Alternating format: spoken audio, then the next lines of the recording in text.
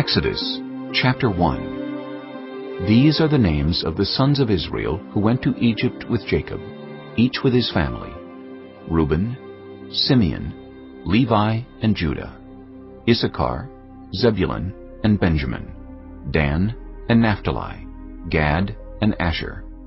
The descendants of Jacob numbered 70 in all. Joseph was already in Egypt. Now Joseph and all his brothers and all that generation died, but the Israelites were exceedingly fruitful. They multiplied greatly, increased in numbers, and became so numerous that the land was filled with them. Then a new king, to whom Joseph meant nothing, came to power in Egypt.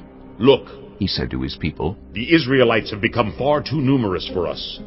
Come, we must deal shrewdly with them, or they will become even more numerous. And if war breaks out, we'll join our enemies, fight against us, and leave the country."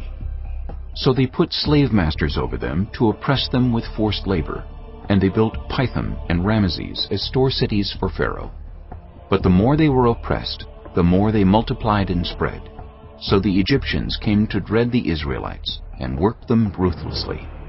They made their lives bitter with harsh labor, in brick and mortar, and with all kinds of work in the fields. In all their harsh labor the Egyptians worked them ruthlessly. The king of Egypt said to the Hebrew midwives, whose names were Shiphrah and Puah, "When you are helping the Hebrew women during childbirth on the delivery stool, if you see that the baby is a boy, kill him. But if it is a girl, let her live." The midwives, however, feared God and did not do what the king of Egypt had told them to do. They let the boys live. Then the king of Egypt summoned the midwives and asked them, "Why have you done this? Why have you let the boys live?" The midwives answered Pharaoh, "Hebrew women are not like Egyptian women. They are vigorous and give birth before the midwives arrive." So God was kind to the midwives, and the people increased and became even more numerous. And because the midwives feared God, he gave them families of their own. Then Pharaoh gave this order to all his people: "Every Hebrew boy that is born you must throw into the Nile, but let every girl live." Chapter 2. Now a man of the tribe of Levi married a Levite woman, and she became pregnant and gave birth to a son. When she saw that he was a fine child, she hid him for 3 months. But when she could hide him no longer, she got a papyrus basket for him and coated it with tar and pitch. Then she placed the child in it and put it among the reeds along the bank of the Nile. His sister stood at a distance to see what would happen to him. Then Pharaoh's daughter went down to the Nile to bathe, and her attendants were walking along the river bank. She saw the basket among the reeds and sent her female slave to get it. She opened it and saw the baby. He was crying, and she felt sorry for him. "This is one of the Hebrew babies," she said. Then his sister asked Pharaoh's daughter, "Shall I go and get one of the Hebrew women to nurse the baby for you?" "Yes, go," she answered. So the girl went and got the baby's mother. Pharaoh's daughter said to her, "Take this baby and nurse him for me, and I will pay you." So the woman took the baby and nursed him. When the child grew older, she took him to Pharaoh's daughter, and he became her son. She named him Moses, saying, "I drew him out of the water." One day, after Moses had grown up, he went out to where his own people were and watched them at their hard labor. He saw an Egyptian beating a Hebrew, one of his own people. Looking this way and that, and seeing no one, he killed the Egyptian and hid him in the sand. The next day he went out and saw 2 Hebrews fighting. He asked the one in the wrong, "Why are you hitting your fellow Hebrew?" The man said, "Who made you ruler and judge over us? Are you thinking of killing me as you killed the Egyptian?" Then Moses was afraid and thought, "What I did must have become known." When Pharaoh heard of this, he tried to kill Moses. But Moses fled from Pharaoh and went to live in Midian, where he sat down by a well. Now a priest of Midian had 7 daughters, and they came to draw water and fill the troughs to water their father's flock. Some shepherds came along and drove them away, but Moses got up and came to their rescue and watered their flock. When the girls returned to rule their father, he asked them, "Why have you returned so early today?" They answered, "An Egyptian rescued us from the shepherds. He even drew water for us and watered the flock." "And where is he?" Reuel asked his daughters. "Why did you leave him?" Invite him to have something to eat. Moses agreed to stay with the man, who gave his daughter Zipporah to Moses in marriage. Zipporah gave birth to a son, and Moses named him Gershom, saying, I have become a foreigner in a foreign land. During that long period, the king of Egypt died. The Israelites groaned in their slavery and cried out, and their cry for help because of their slavery went up to God. God heard their groaning, and he remembered his covenant with Abraham, with Isaac, and with Jacob. So God looked on the Israelites and was concerned about them. Chapter 3. Now Moses was tending the flock of Jethro, his father-in-law, the priest of Midian. And he led the flock to the far side of the wilderness, and came to Horeb, the mountain of God. There the angel of the Lord appeared to him in flames of fire from within a bush. Moses saw that though the bush was on fire, it did not burn up. So Moses thought, I will go over and see this strange sight, why the bush does not burn up. When the Lord saw that he had gone over to look, God called to him from within the bush, Moses, Moses. And Moses said, Here I am. Do not come any closer. God said, Take off your sandals, for the place where you are standing is holy ground. Then he said, I am the God of your father, the God of Abraham, the God of Isaac, and the God of Jacob. At this, Moses hid his face because he was afraid to look at God. The Lord said, I have indeed seen the misery of my people in Egypt.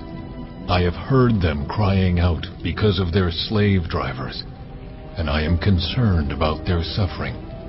So I have come down to rescue them from the hand of the Egyptians, and to bring them up out of that land into a good and spacious land, a land flowing with milk and honey, the home of the Canaanites, Hittites, Amorites, Perizzites, Hivites, and Jebusites.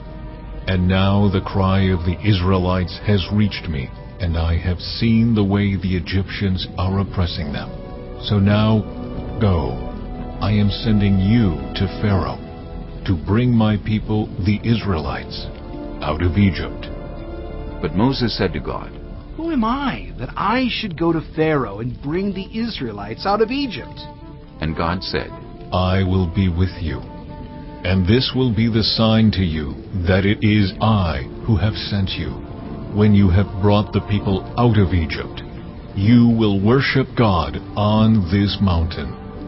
Moses said to God, Suppose I go to the Israelites and say to them, The God of your fathers has sent me to you.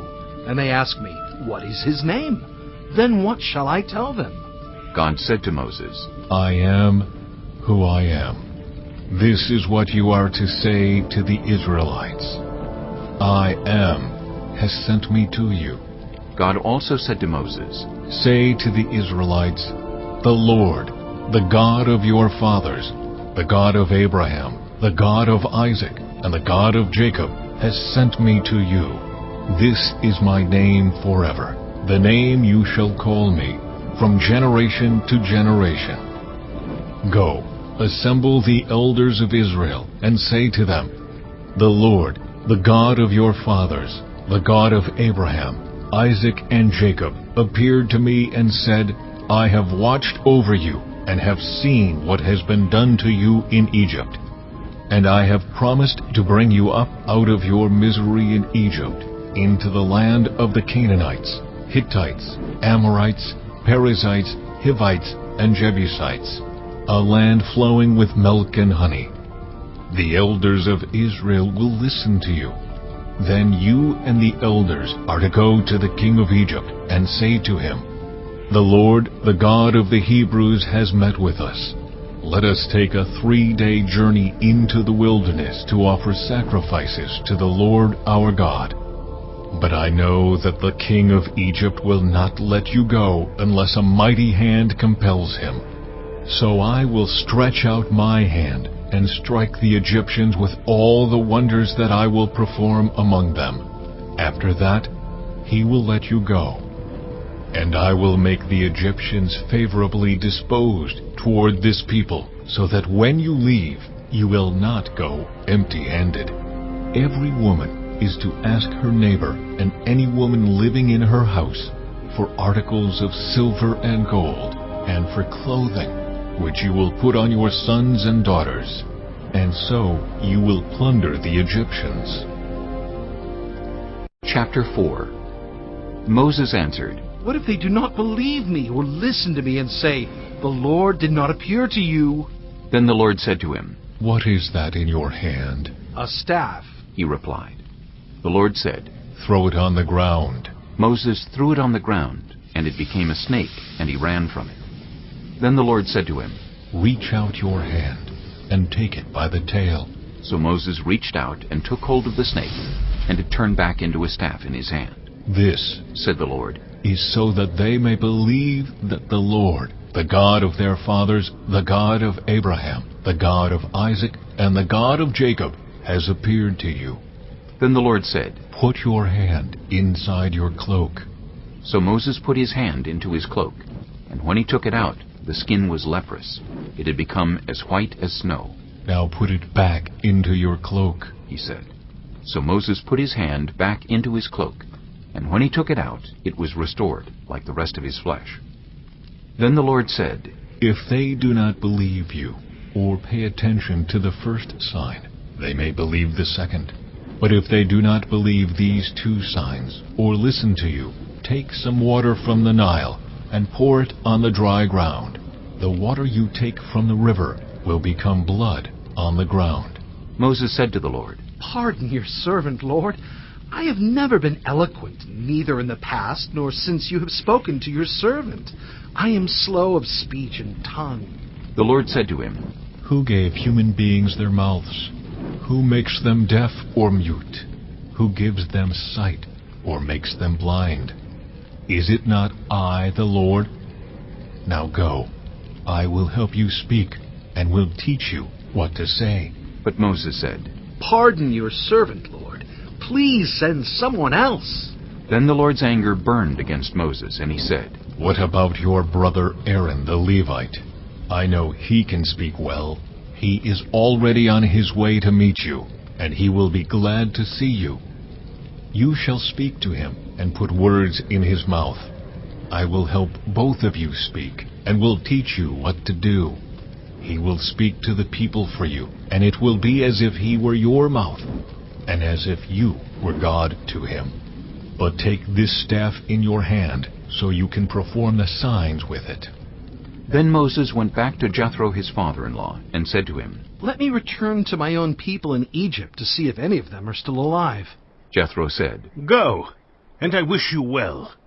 Now the Lord had said to Moses in Midian, Go back to Egypt, for all those who wanted to kill you are dead. So Moses took his wife and sons, put them on a donkey, and started back to Egypt. And he took the staff of God in his hand. The Lord said to Moses, When you return to Egypt, see that you perform before Pharaoh all the wonders I have given you the power to do. But I will harden his heart, so that he will not let the people go. Then say to Pharaoh, This is what the Lord says, Israel is my firstborn son, and I told you, Let my son go, so he may worship me. But you refused to let him go, so I will kill your firstborn son. At a lodging place on the way, the Lord met Moses, and was about to kill him. But Zipporah took a flint knife, cut off her son's foreskin, and touched Moses' feet with it. Surely you are a bridegroom of blood to me, she said. So the Lord let him alone. At that time she said, Bridegroom of blood, referring to circumcision. The Lord said to Aaron, Go into the wilderness to meet Moses. So he met Moses at the mountain of God and kissed him. Then Moses told Aaron everything the Lord had sent him to say, and also about all the signs he had commanded him to perform. Moses and Aaron brought together all the elders of the Israelites, and Aaron told them everything the Lord had said to Moses. He also performed the signs before the people, and they believed. And when they heard that the Lord was concerned about them, and had seen their misery, they bowed down and worshipped. Chapter 5. Afterward, Moses and Aaron went to Pharaoh and said, This is what the Lord, the God of Israel, says. "Let my people go, so that they may hold a festival to me in the wilderness." Pharaoh said, Who is the Lord that I should obey him and let Israel go? I do not know the Lord, and I will not let Israel go. Then they said, "The God of the Hebrews has met with us. Now let us take a 3-day journey into the wilderness to offer sacrifices to the Lord our God, or he may strike us with plagues or with the sword." But the king of Egypt said, Moses and Aaron, why are you taking the people away from their labor? Get back to your work.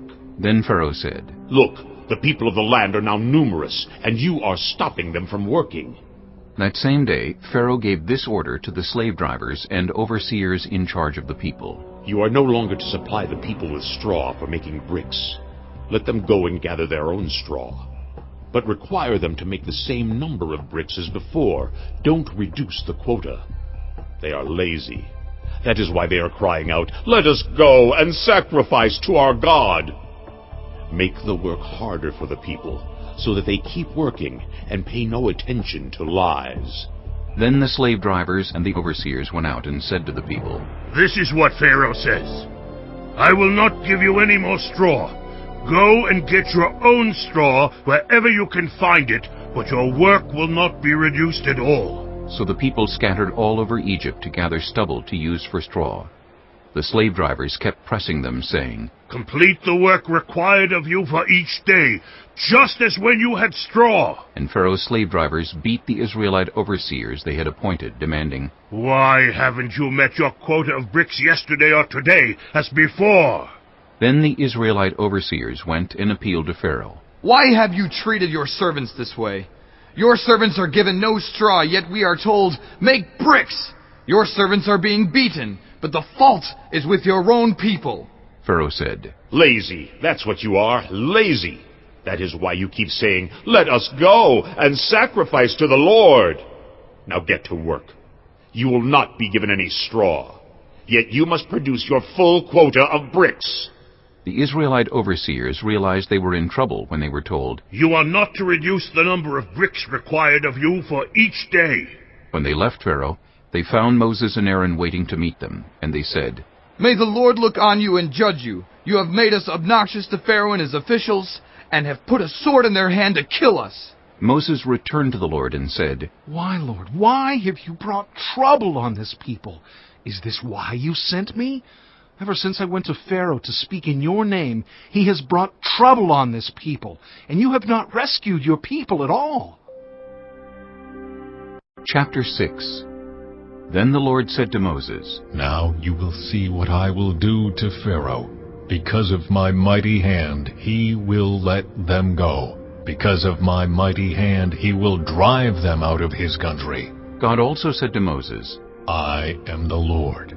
I appeared to Abraham, to Isaac, and to Jacob as God Almighty. But by my name the Lord I did not make myself fully known to them. I also established my covenant with them, to give them the land of Canaan, where they resided as foreigners. Moreover, I have heard the groaning of the Israelites, whom the Egyptians are enslaving, and I have remembered my covenant. Therefore, say to the Israelites, I am the Lord, and I will bring you out from under the yoke of the Egyptians. I will free you from being slaves to them, and I will redeem you with an outstretched arm and with mighty acts of judgment. I will take you as my own people, and I will be your God. Then you will know that I am the Lord your God, who brought you out from under the yoke of the Egyptians. And I will bring you to the land I swore with uplifted hand to give to Abraham, to Isaac, and to Jacob. I will give it to you as a possession. I am the Lord. Moses reported this to the Israelites, but they did not listen to him because of their discouragement and harsh labor. Then the Lord said to Moses, Go tell Pharaoh, king of Egypt, to let the Israelites go out of his country. But Moses said to the Lord, If the Israelites will not listen to me, why would Pharaoh listen to me, since I speak with faltering lips? Now the Lord spoke to Moses and Aaron about the Israelites and Pharaoh king of Egypt, and he commanded them to bring the Israelites out of Egypt. These were the heads of their families. The sons of Reuben, the firstborn son of Israel, were Hanok and Palu, Hezron and Carmi. These were the clans of Reuben. The sons of Simeon were Jemuel, Jamin, Ohad, Jachin, Zohar, and Shaul, the son of a Canaanite woman. These were the clans of Simeon. These were the names of the sons of Levi according to their records: Gershon, Kohath, and Merari. Levi lived 137 years. The sons of Gershon by clans were Libni and Shimei. The sons of Kohath were Amram, Izhar, Hebron, and Uzziel. Kohath lived 133 years. The sons of Merari were Malai and Mushai. These were the clans of Levi according to their records. Amram married his father's sister Jochebed, who bore him Aaron and Moses. Amram lived 137 years. The sons of Izhar were Korah, Nepheg, and Zikri. The sons of Uzziel were Mishael, Elzaphan, and Sithri. Aaron married Elisheba, daughter of Amminadab and sister of Nahshon, and she bore him Nadab and Abihu, Eleazar, and Ithamar. The sons of Korah were Asher, Elkanah, and Abiasaph. These were the Korahite clans. Eleazar, son of Aaron, married one of the daughters of Putiel, and she bore him Phinehas. These were the heads of the Levite families, clan by clan. It was this Aaron and Moses to whom the Lord said, "Bring the Israelites out of Egypt by their divisions." They were the ones who spoke to Pharaoh, king of Egypt, about bringing the Israelites out of Egypt, this same Moses and Aaron. Now when the Lord spoke to Moses in Egypt, he said to him, "I am the Lord.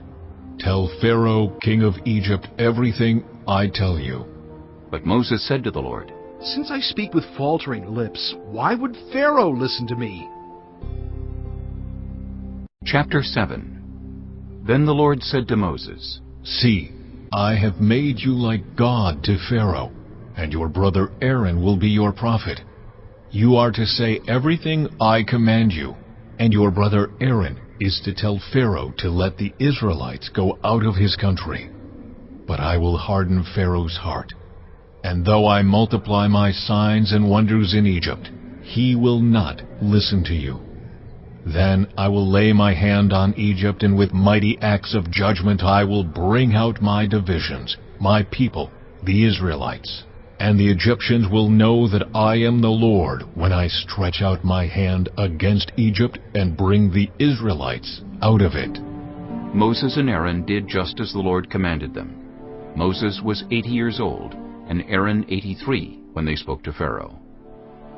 The Lord said to Moses and Aaron, "When Pharaoh says to you, 'Perform a miracle,' then say to Aaron, 'Take your staff and throw it down before Pharaoh, and it will become a snake.'" So Moses and Aaron went to Pharaoh and did just as the Lord commanded. Aaron threw his staff down in front of Pharaoh and his officials, and it became a snake. Pharaoh then summoned wise men and sorcerers, and the Egyptian magicians also did the same things by their secret arts.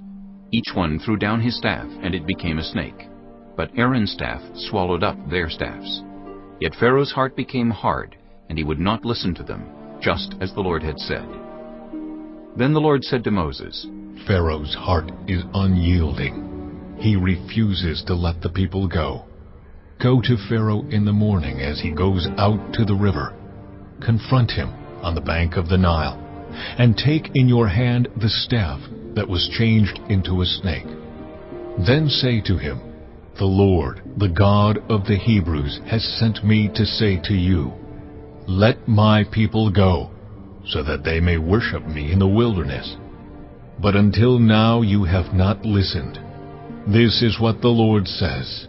By this you will know that I am the Lord. With the staff that is in my hand, I will strike the water of the Nile, and it will be changed into blood.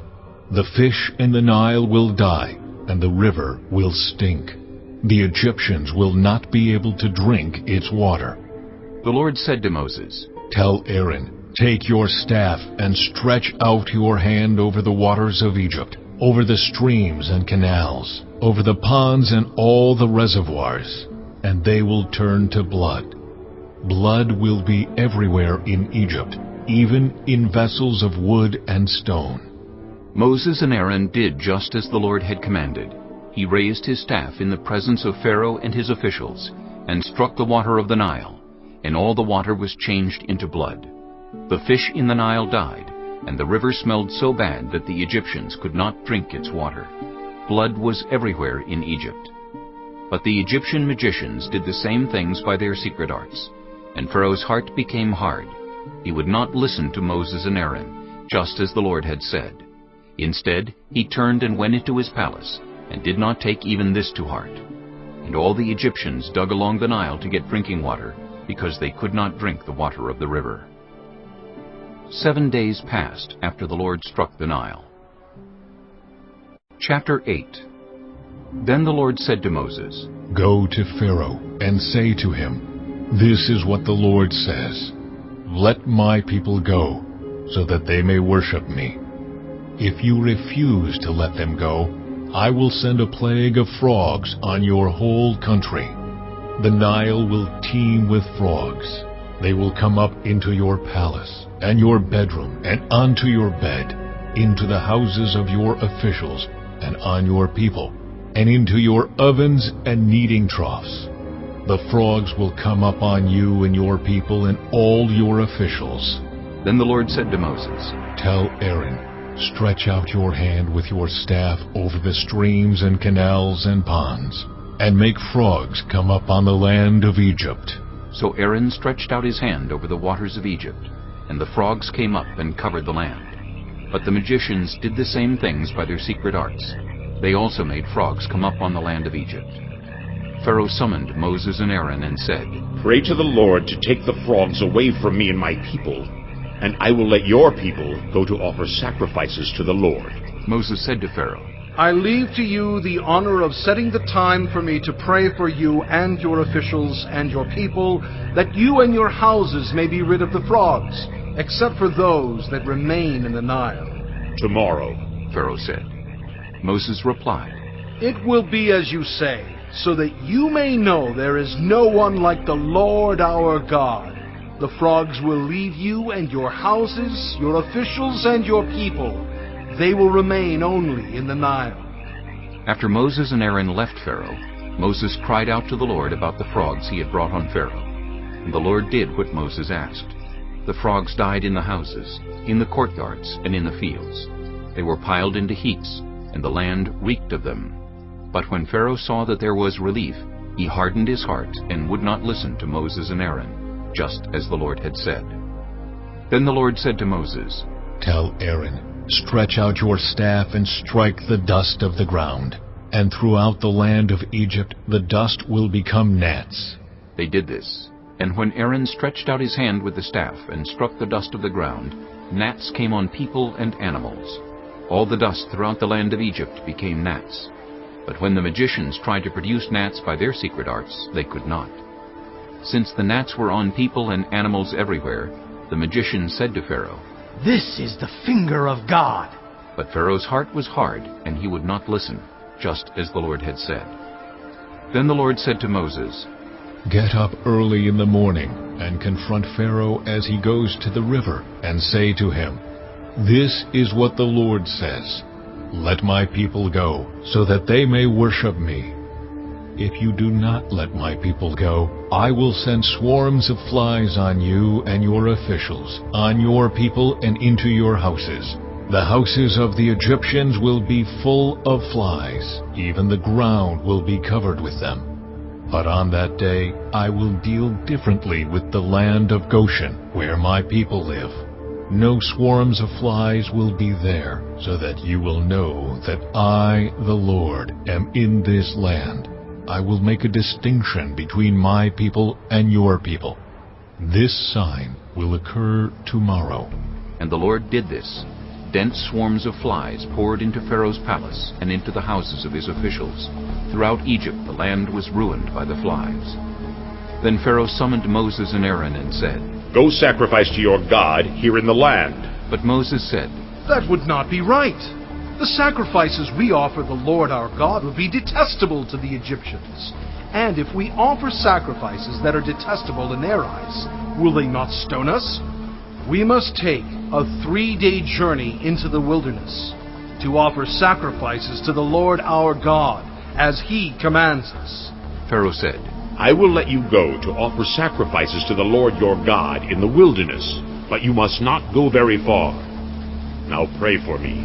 Moses answered, "As soon as I leave you, I will pray to the Lord, and tomorrow the flies will leave Pharaoh and his officials and his people. Only let Pharaoh be sure that he does not act deceitfully again by not letting the people go to offer sacrifices to the Lord." Then Moses left Pharaoh and prayed to the Lord. And the Lord did what Moses asked. The flies left Pharaoh and his officials and his people. Not a fly remained. But this time also Pharaoh hardened his heart and would not let the people go. Chapter 9. Then the Lord said to Moses, "Go to Pharaoh and say to him, 'This is what the Lord, the God of the Hebrews, says. Let my people go, so that they may worship me. If you refuse to let them go and continue to hold them back, the hand of the Lord will bring a terrible plague on your livestock in the field, on your horses, donkeys, and camels, and on your cattle, sheep, and goats. But the Lord will make a distinction between the livestock of Israel and that of Egypt, so that no animal belonging to the Israelites will die.'" The Lord set a time and said, "Tomorrow the Lord will do this in the land." And the next day the Lord did it. All the livestock of the Egyptians died, but not one animal belonging to the Israelites died. Pharaoh investigated and found that not even one of the animals of the Israelites had died. Yet his heart was unyielding, and he would not let the people go. Then the Lord said to Moses and Aaron, "Take handfuls of soot from a furnace, and have Moses toss it into the air in the presence of Pharaoh. It will become fine dust over the whole land of Egypt, and festering boils will break out on people and animals throughout the land." So they took soot from a furnace and stood before Pharaoh. Moses tossed it into the air, and festering boils broke out on people and animals. The magicians could not stand before Moses because of the boils that were on them and on all the Egyptians. But the Lord hardened Pharaoh's heart, and he would not listen to Moses and Aaron, just as the Lord had said to Moses. Then the Lord said to Moses, "Get up early in the morning, confront Pharaoh, and say to him, 'This is what the Lord, the God of the Hebrews, says. Let my people go, so that they may worship me. Or this time I will send the full force of my plagues against you, and against your officials and your people, so you may know that there is no one like me in all the earth. For by now I could have stretched out my hand and struck you and your people with a plague that would have wiped you off the earth. But I have raised you up for this very purpose, that I might show you my power, and that my name might be proclaimed in all the earth. You still set yourself against my people and will not let them go. Therefore, at this time tomorrow, I will send the worst hailstorm that has ever fallen on Egypt, from the day it was founded till now. Give an order now to bring your livestock and everything you have in the field to a place of shelter, because the hail will fall on every person and animal that has not been brought in and is still out in the field, and they will die." Those officials of Pharaoh who feared the word of the Lord hurried to bring their slaves and their livestock inside. But those who ignored the word of the Lord left their slaves and livestock in the field. Then the Lord said to Moses, "Stretch out your hand toward the sky, so that hail will fall all over Egypt, on people and animals, and on everything growing in the fields of Egypt." When Moses stretched out his staff toward the sky, the Lord sent thunder and hail, and lightning flashed down to the ground. So the Lord rained hail on the land of Egypt. Hail fell, and lightning flashed back and forth. It was the worst storm in all the land of Egypt since it had become a nation. Throughout Egypt, hail struck everything in the fields, both people and animals. It beat down everything growing in the fields, and stripped every tree. The only place it did not hail was the land of Goshen, where the Israelites were. Then Pharaoh summoned Moses and Aaron. This time I have sinned, he said to them. The Lord is in the right, and I and my people are in the wrong. Pray to the Lord, for we have had enough thunder and hail. I will let you go. You don't have to stay any longer. Moses replied, When I have gone out of the city, I will spread out my hands in prayer to the Lord. The thunder will stop, and there will be no more hail, so you may know that the earth is the Lord's. But I know that you and your officials still do not fear the Lord God. The flax and barley were destroyed, since the barley had headed and the flax was in bloom. The wheat and spelt, however, were not destroyed, because they ripened later. Then Moses left Pharaoh and went out of the city. He spread out his hands toward the Lord. The thunder and hail stopped, and the rain no longer poured down on the land. When Pharaoh saw that the rain and hail and thunder had stopped, he sinned again. He and his officials hardened their hearts. So Pharaoh's heart was hard, and he would not let the Israelites go, just as the Lord had said through Moses. Chapter 10. Then the Lord said to Moses, Go to Pharaoh, for I have hardened his heart, and the hearts of his officials, so that I may perform these signs of mine among them, that you may tell your children and grandchildren how I dealt harshly with the Egyptians, and how I performed my signs among them, and that you may know that I am the Lord.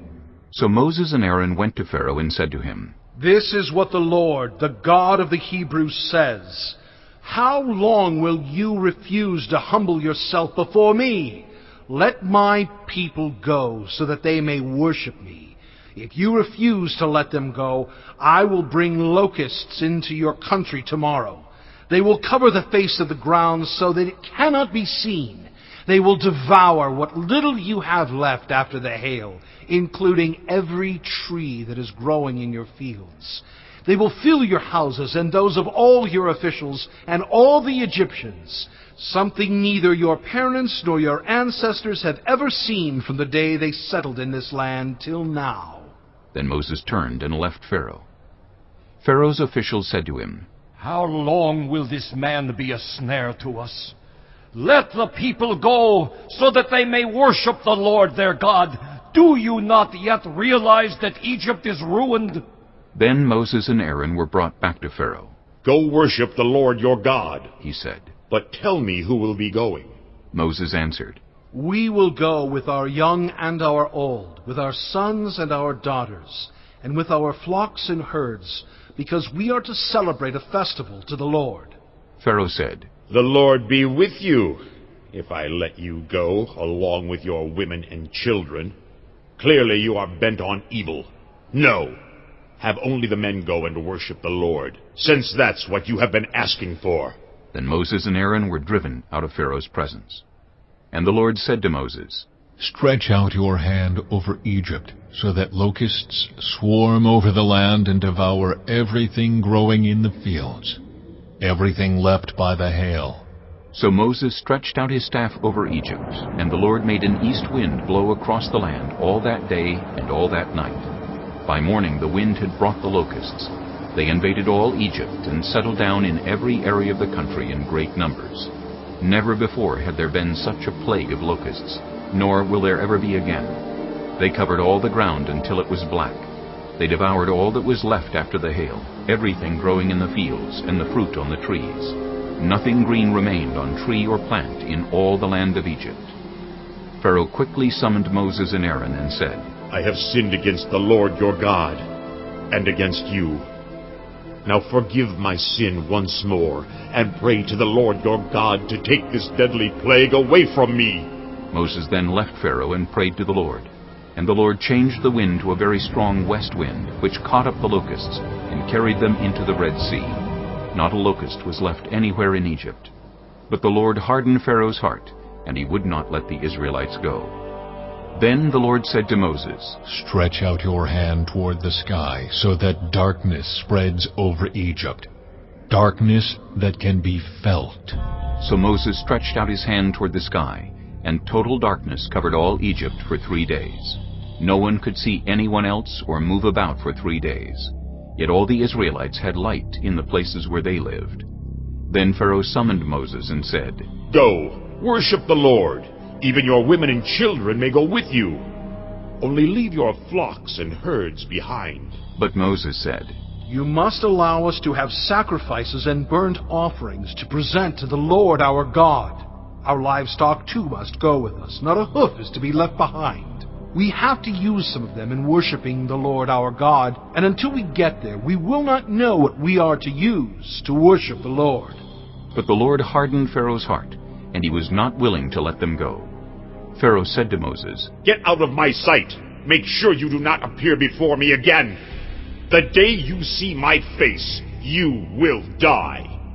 Just as you say, Moses replied. I will never appear before you again.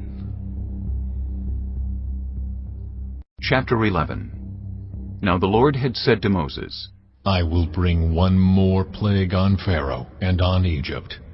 After that, he will let you go from here, and when he does, he will drive you out completely. Tell the people that men and women alike are to ask their neighbors for articles of silver and gold. The Lord made the Egyptians favorably disposed toward the people, and Moses himself was highly regarded in Egypt by Pharaoh's officials and by the people. So Moses said, This is what the Lord says. About midnight I will go throughout Egypt. Every firstborn son in Egypt will die, from the firstborn son of Pharaoh who sits on the throne to the firstborn son of the female slave who was at her handmill, and all the firstborn of the cattle as well. There will be loud wailing throughout Egypt, worse than there has ever been or ever will be again. But among the Israelites, not a dog will bark at any person or animal. Then you will know that the Lord makes a distinction between Egypt and Israel. All these officials of yours will come to me, bowing down before me and saying, Go, you and all the people who follow you. After that, I will leave. Then Moses, hot with anger, left Pharaoh. The Lord had said to Moses, Pharaoh will refuse to listen to you, so that my wonders may be multiplied in Egypt. Moses and Aaron performed all these wonders before Pharaoh, but the Lord hardened Pharaoh's heart, and he would not let the Israelites go out of his country. Chapter 12.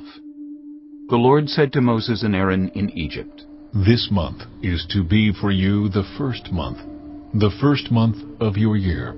Tell the whole community of Israel that on the 10th day of this month, each man is to take a lamb for his family, one for each household. If any household is too small for a whole lamb, they must share one with their nearest neighbor, having taken into account the number of people there are. You are to determine the amount of lamb needed in accordance with what each person will eat. The animals you choose must be year-old males without defect, and you may take them from the sheep or the goats. Take care of them until the 14th day of the month, when all the members of the community of Israel must slaughter them at twilight. Then they are to take some of the blood and put it on the sides and tops of the door frames of the houses where they eat the lambs. That same night they are to eat the meat roasted over the fire, along with bitter herbs and bread made without yeast. Do not eat the meat raw or boiled in water, but roasted over a fire, with the head, legs, and internal organs. Do not leave any of it till morning. If some is left till morning, you must burn it. This is how you are to eat it, with your cloak tucked into your belt, your sandals on your feet, and your staff in your hand. Eat it in haste. It is the Lord's Passover. On that same night I will pass through Egypt and strike down every firstborn of both people and animals. And I will bring judgment on all the gods of Egypt. I am the Lord. The blood will be a sign for you on the houses where you are. And when I see the blood, I will pass over you. No destructive plague will touch you when I strike Egypt. This is a day you are to commemorate. For the generations to come, you shall celebrate it as a festival to the Lord, a lasting ordinance. For 7 days you are to eat bread made without yeast.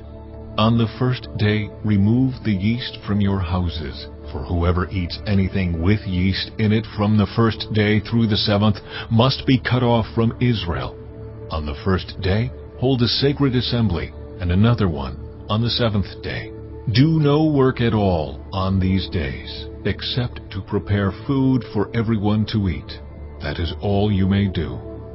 Celebrate the festival of unleavened bread, because it was on this very day that I brought your divisions out of Egypt. Celebrate this day as a lasting ordinance for the generations to come. In the first month you are to eat bread made without yeast, from the evening of the 14th day until the evening of the 21st day.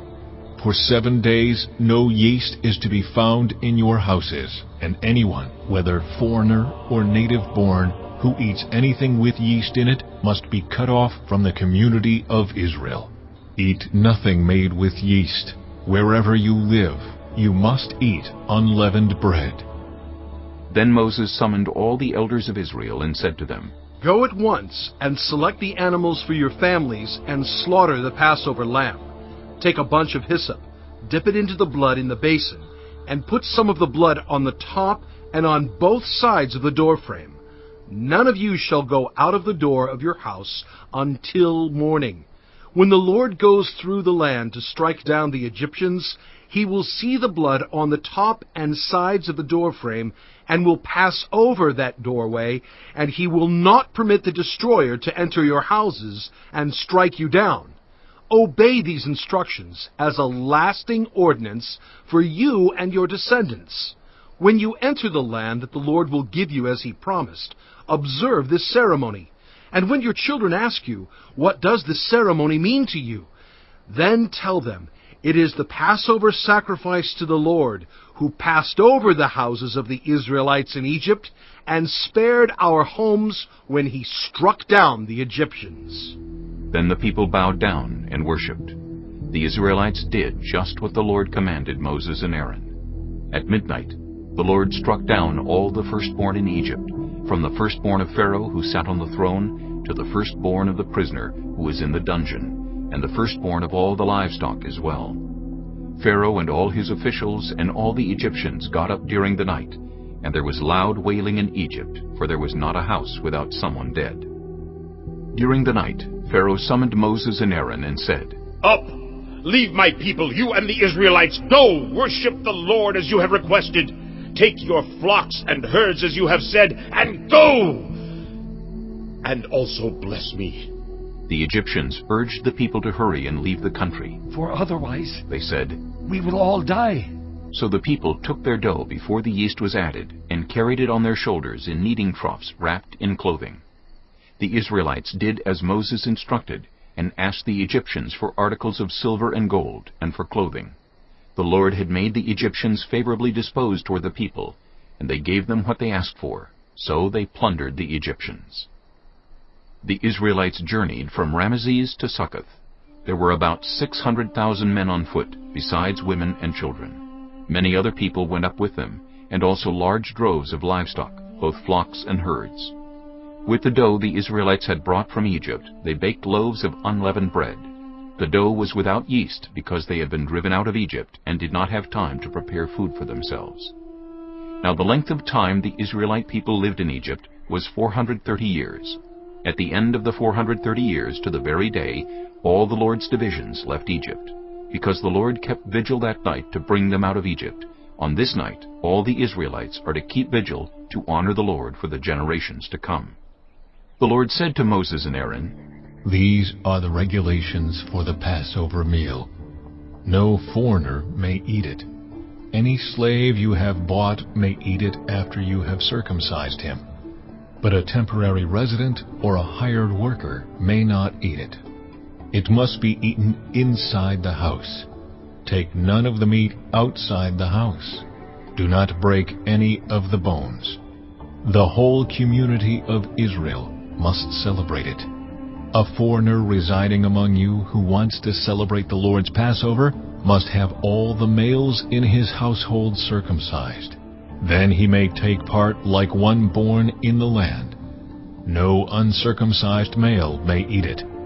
The same law applies both to the native-born and to the foreigner residing among you.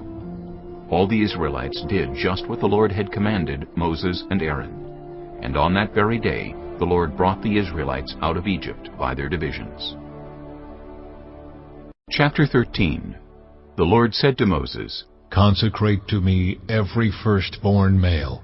The first offspring of every womb among the Israelites belongs to me, whether human or animal.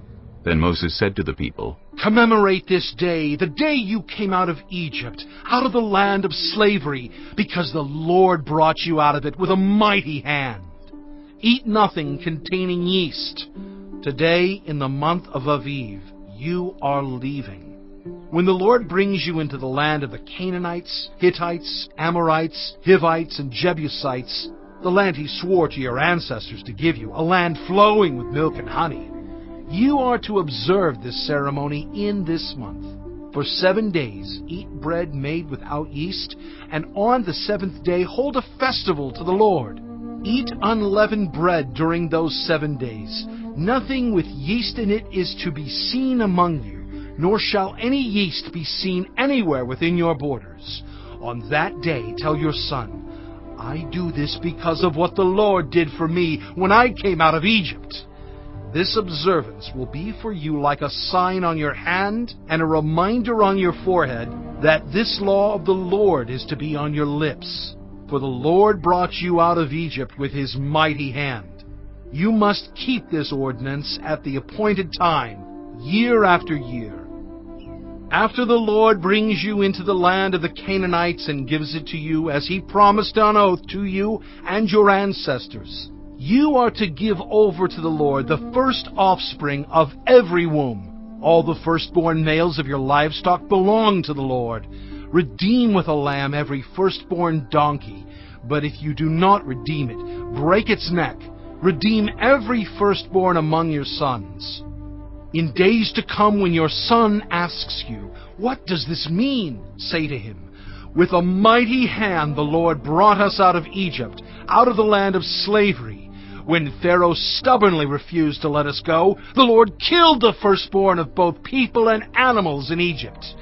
This is why I sacrifice to the Lord the first male offspring of every womb, and redeem each of my firstborn sons. And it will be like a sign on your hand and a symbol on your forehead that the Lord brought us out of Egypt with his mighty hand. When Pharaoh let the people go, God did not lead them on the road through the Philistine country, though that was shorter. For God said, If they face war, they might change their minds and return to Egypt. So God led the people around by the desert road toward the Red Sea. The Israelites went up out of Egypt ready for battle.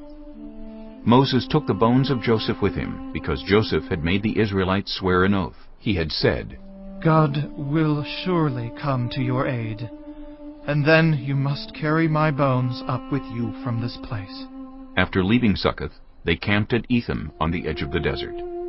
By day the Lord went ahead of them in a pillar of cloud to guide them on their way, and by night in a pillar of fire to give them light, so that they could travel by day or night. Neither the pillar of cloud by day nor the pillar of fire by night left its place in front of the people. Chapter 14. Then the Lord said to Moses, Tell the Israelites to turn back and encamp near Pi-hahiroth, between Migdol and the sea. They are to encamp by the sea, directly opposite Baal-Zephon. Pharaoh will think the Israelites are wandering around the land in confusion, hemmed in by the desert, and I will harden Pharaoh's heart, and he will pursue them. But I will gain glory for myself through Pharaoh and all his army, and the Egyptians will know that I am the Lord. So the Israelites did this. When the king of Egypt was told that the people had fled, Pharaoh and his officials changed their minds about them, and said, What have we done? We have let the Israelites go, and have lost their services. So he had his chariot made ready, and took his army with him. He took 600 of the best chariots, along with all the other chariots of Egypt, with officers over all of them. The Lord hardened the heart of Pharaoh, king of Egypt, so that he pursued the Israelites, who were marching out boldly. The Egyptians, all Pharaoh's horses and chariots, horsemen and troops, pursued the Israelites and overtook them as they camped by the sea near Pi-Hahiroth, opposite Baal-Zephon. As Pharaoh approached, the Israelites looked up, and there were the Egyptians marching after them. They were terrified and cried out to the Lord. They said to Moses, "Was it because there were no graves in Egypt that you brought us to the desert to die? What have you done to us by bringing us out of Egypt? Didn't we say to you in Egypt, 'Leave us alone, let us serve the Egyptians'? It would have been better for us to serve the Egyptians than to die in the desert." Moses answered the people, "Do not be afraid. Stand firm, and you will see the deliverance the Lord will bring you today. The Egyptians you see today, you will never see again. The Lord will fight for you. You need only to be still." Then the Lord said to Moses, Why are you crying out to me? Tell the Israelites to move on. Raise your staff and stretch out your hand over the sea to divide the water, so that the Israelites can go through the sea on dry ground. I will harden the hearts of the Egyptians, so that they will go in after them, and I will gain glory through Pharaoh and all his army, through his chariots and his horsemen. The Egyptians will know that I am the Lord, when I gain glory through Pharaoh, his chariots, and his horsemen. Then the angel of God, who had been traveling in front of Israel's army, withdrew and went behind them. The pillar of cloud also moved from in front and stood behind them, coming between the armies of Egypt and Israel. Throughout the night, the cloud brought darkness to the one side and light to the other side, so neither went near the other all night long. Then Moses stretched out his hand over the sea, and all that night the Lord drove the sea back with a strong east wind, and turned it into dry land. The waters were divided, and the Israelites went through the sea on dry ground, with a wall of water on their right and on their left. The Egyptians pursued them, and all Pharaoh's horses and chariots and horsemen followed them into the sea. During the last watch of the night, the Lord looked down from the pillar of fire and cloud at the Egyptian army, and threw it into confusion. He jammed the wheels of their chariots so that they had difficulty driving. And the Egyptians said, "Let's get away from the Israelites! The Lord is fighting for them against Egypt!" Then the Lord said to Moses, Stretch out your hand over the sea, so that the waters may flow back over the Egyptians, and their chariots and horsemen. Moses stretched out his hand over the sea, and at daybreak the sea went back to its place. The Egyptians were fleeing toward it, and the Lord swept them into the sea. The water flowed back and covered the chariots and horsemen, the entire army of Pharaoh that had followed the Israelites into the sea. Not one of them survived. But the Israelites went through the sea on dry ground, with a wall of water on their right and on their left. That day the Lord saved Israel from the hands of the Egyptians, and Israel saw the Egyptians lying dead on the shore. And when the Israelites saw the mighty hand of the Lord displayed against the Egyptians, the people feared the Lord, and put their trust in him and in Moses his servant. Chapter 15. Then Moses and the Israelites sang this song to the Lord. I will sing to the Lord, for he is highly exalted. Both horse and driver he has hurled into the sea. The Lord is my strength and my defense. He has become my salvation. He is my God, and I will praise him, my father's God, and I will exalt him. The Lord is a warrior. The Lord is his name. Pharaoh's chariots and his army he has hurled into the sea. The best of Pharaoh's officers are drowned in the Red Sea. The deep waters have covered them. They sank to the depths like a stone. Your right hand, Lord, was majestic in power. Your right hand, Lord, shattered the enemy. In the greatness of your majesty you threw down those who opposed you. You unleashed your burning anger. It consumed them like stubble. By the blast of your nostrils, the waters piled up. The surging waters stood up like a wall. The deep waters congealed in the heart of the sea. The enemy boasted, I will pursue, I will overtake them, I will divide the spoils, I will gorge myself on them. I will draw my sword, and my hand will destroy them. But you blew with your breath, and the sea covered them. They sank like lead in the mighty waters. Who among the gods is like you, Lord? Who is like you? Majestic in holiness, awesome in glory, working wonders. You stretch out your right hand, and the earth swallows your enemies. In your unfailing love you will lead the people you have redeemed. In your strength you will guide them to your holy dwelling. The nations will hear and tremble. Anguish will grip the people of Philistia. The chiefs of Edom will be terrified. The leaders of Moab will be seized with trembling. The people of Canaan will melt away. Terror and dread will fall on them. By the power of your arm they will be as still as a stone until your people pass by, Lord, until the people you bought pass by. You will bring them in and plant them on the mountain of your inheritance, the place, Lord, you made for your dwelling, the sanctuary, Lord, your hands established. The Lord reigns forever and ever. When Pharaoh's horses, chariots, and horsemen went into the sea, the Lord brought the waters of the sea back over them. But the Israelites walked through the sea on dry ground. Then Miriam the prophet, Aaron's sister, took a timbrel in her hand, and all the women followed her with timbrels and dancing. Miriam sang to them, Sing to the Lord, for he is highly exalted. Both horse and driver he is hurled into the sea. Then Moses led Israel from the Red Sea, and they went into the desert of Shur. For 3 days they traveled in the desert without finding water. When they came to Marah, they could not drink its water because it was bitter. That is why the place is called Marah. So the people grumbled against Moses, saying, What are we to drink? Then Moses cried out to the Lord, and the Lord showed him a piece of wood. He threw it into the water, and the water became fit to drink. There the Lord issued a ruling and instruction for them, and put them to the test. He said, If you listen carefully to the Lord your God, and do what is right in His eyes, if you pay attention to His commands and keep all His decrees, I will not bring on you any of the diseases I brought on the Egyptians, for I am the Lord who heals you.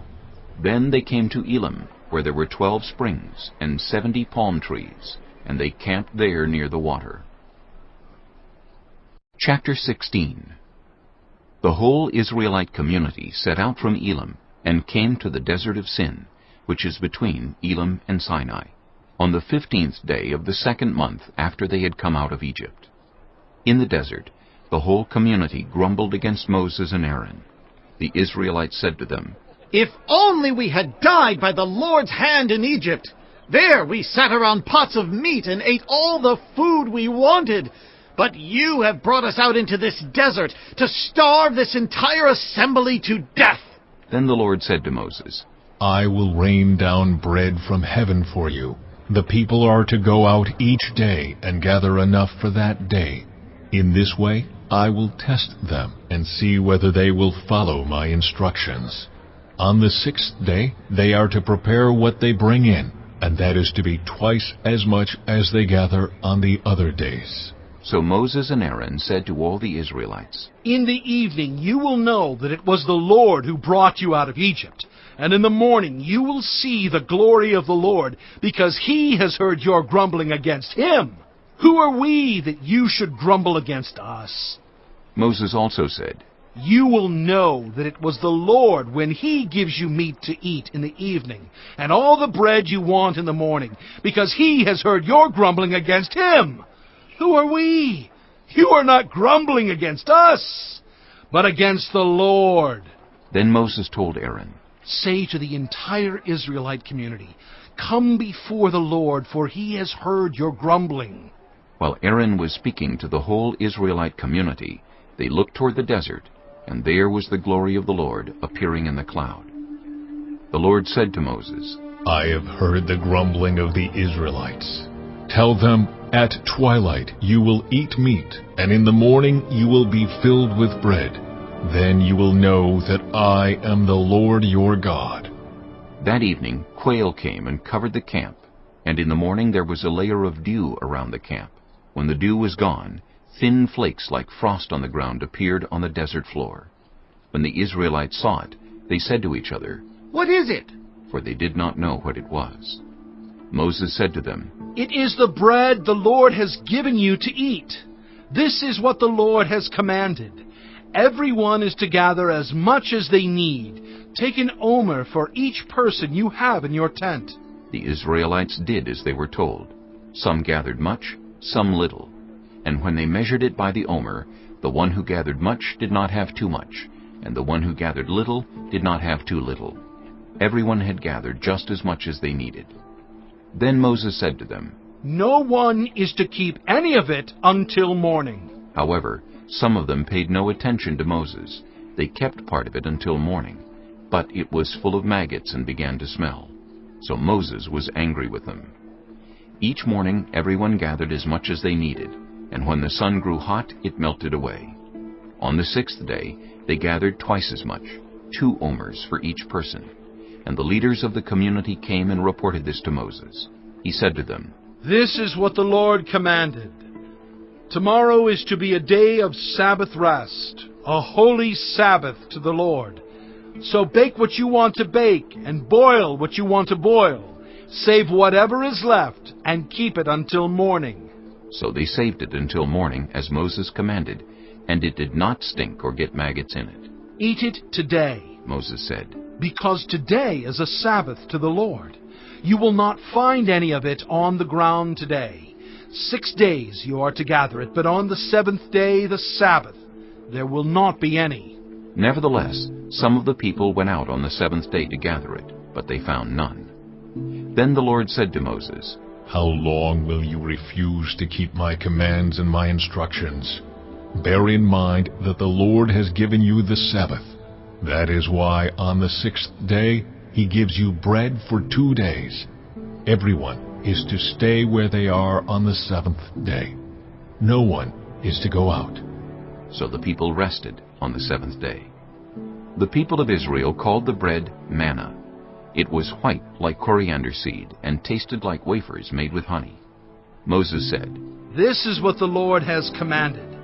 Take an omer of manna and keep it for the generations to come, so they can see the bread I gave you to eat in the wilderness when I brought you out of Egypt." So Moses said to Aaron, "Take a jar and put an omer of manna in it. Then place it before the Lord to be kept for the generations to come." As the Lord commanded Moses, Aaron put the manna with the tablets of the covenant law so that it might be preserved. The Israelites ate manna 40 years, until they came to a land that was settled. They ate manna until they reached the border of Canaan. An omer is 1/10 of an ephah. Chapter 17. The whole Israelite community set out from the desert of Sin, traveling from place to place as the Lord commanded. They camped at Rephidim, but there was no water for the people to drink. So they quarreled with Moses and said, "Give us water to drink." Moses replied, "Why do you quarrel with me? Why do you put the Lord to the test?" But the people were thirsty for water there, and they grumbled against Moses. They said, "Why did you bring us up out of Egypt to make us and our children and livestock die of thirst?" Then Moses cried out to the Lord, "What am I to do with these people? They are almost ready to stone me." The Lord answered Moses, Go out in front of the people. Take with you some of the elders of Israel, and take in your hand the staff with which you struck the Nile, and go. I will stand there before you by the rock at Horeb. Strike the rock, and water will come out of it for the people to drink." So Moses did this in the sight of the elders of Israel. And he called the place Massah and Meribah, because the Israelites quarreled, and because they tested the Lord, saying, "Is the Lord among us or not?" The Amalekites came and attacked the Israelites at Rephidim. Moses said to Joshua, "Choose some of our men and go out to fight the Amalekites. Tomorrow I will stand on top of the hill with the staff of God in my hands." So Joshua fought the Amalekites as Moses had ordered. And Moses, Aaron, and Hur went to the top of the hill. As long as Moses held up his hands, the Israelites were winning. But whenever he lowered his hands, the Amalekites were winning. When Moses' hands grew tired, they took a stone and put it under him, and he sat on it. Aaron and Hur held his hands up, one on one side, one on the other, so that his hands remained steady till sunset. So Joshua overcame the Amalekite army with a sword. Then the Lord said to Moses, "Write this on a scroll as something to be remembered, and make sure that Joshua hears it, because I will completely blot out the name of Amalek from under heaven." Moses built an altar and called it, "The Lord is my banner." He said, Because hands were lifted up against the throne of the Lord will be at war against the Amalekites from generation to generation. Chapter 18. Now Jethro, the priest of Midian and father-in-law of Moses, heard of everything God had done for Moses and for his people Israel, and how the Lord had brought Israel out of Egypt. After Moses had sent away his wife Zipporah, his father-in-law Jethro received her and her 2 sons. One son was named Gershom, for Moses said, I have become a foreigner in a foreign land. And the other was named Eleazar, for he said, My father's God was my helper. He saved me from the sword of Pharaoh. Jethro, Moses' father-in-law, together with Moses' sons and wife, came to him in the wilderness, where he was camped near the mountain of God. Jethro had sent word to him, I, your father-in-law Jethro, am coming to you with your wife and her 2 sons. So Moses went out to meet his father-in-law, and bowed down and kissed him. They greeted each other, and then went into the tent. Moses told his father-in-law about everything the Lord had done to Pharaoh and the Egyptians for Israel's sake, and about all the hardships they had met along the way, and how the Lord had saved them. Jethro was delighted to hear about all the good things the Lord had done for Israel in rescuing them from the hand of the Egyptians. He said, Praise be to the Lord, who rescued you from the hand of the Egyptians and of Pharaoh, and who rescued the people from the hand of the Egyptians. Now I know that the Lord is greater than all other gods, for he did this to those who had treated Israel arrogantly.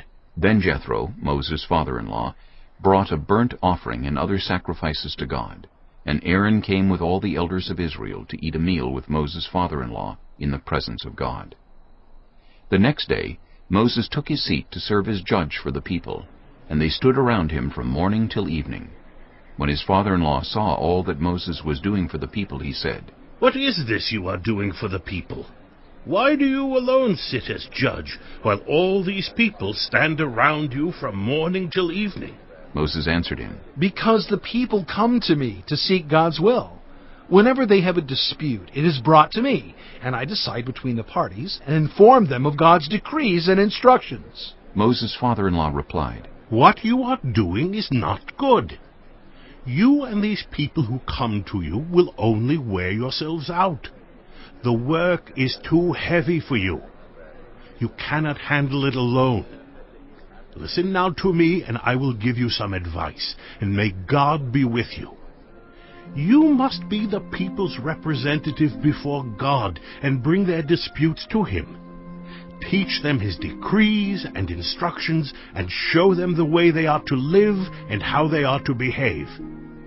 But select capable men from all the people, men who fear God, trustworthy men who hate dishonest gain, and appoint them as officials over thousands, hundreds, 50s, and 10s. Have them serve as judges for the people at all times, but have them bring every difficult case to you. The simple cases they can decide themselves. That will make your load lighter because they will share it with you. If you do this, and God so commands, you will be able to stand the strain, and all these people will go home satisfied. Moses listened to his father-in-law and did everything he said. He chose capable men from all Israel and made them leaders of the people, officials over thousands, hundreds, 50s, and 10s. They served as judges for the people at all times. The difficult cases they brought to Moses, but the simple ones they decided themselves. Then Moses sent his father-in-law on his way, and Jethro returned to his own country. Chapter 19. On the first day of the 3rd month after the Israelites left Egypt, on that very day, they came to the desert of Sinai. After they set out from Rephidim, they entered the desert of Sinai, and Israel camped there in the desert in front of the mountain. Then Moses went up to God, and the Lord called to him from the mountain and said, This is what you are to say to the descendants of Jacob, and what you are to tell the people of Israel. You yourselves have seen what I did to Egypt, and how I carried you on eagle's wings and brought you to myself. Now if you obey me fully and keep my covenant, then out of all nations you will be my treasured possession. Although the whole earth is mine, you will be for me a kingdom of priests and a holy nation.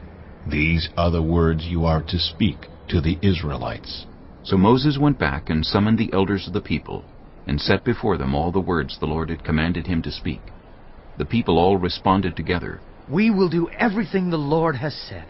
So Moses brought their answer back to the Lord. The Lord said to Moses, I am going to come to you in a dense cloud, so that the people will hear me speaking with you, and will always put their trust in you. Then Moses told the Lord what the people had said. And the Lord said to Moses, Go to the people and consecrate them today and tomorrow.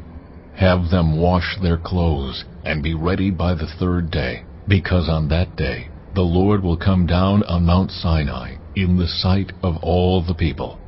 Put limits for the people around the mountain, and tell them, Be careful that you do not approach the mountain or touch the foot of it.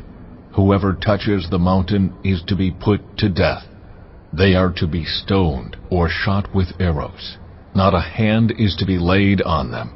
No person or animal shall be permitted to live. Only when the ram's horn sounds a long blast may they approach the mountain. After Moses had gone down the mountain to the people, he consecrated them, and they washed their clothes. Then he said to the people, Prepare yourselves for the third day.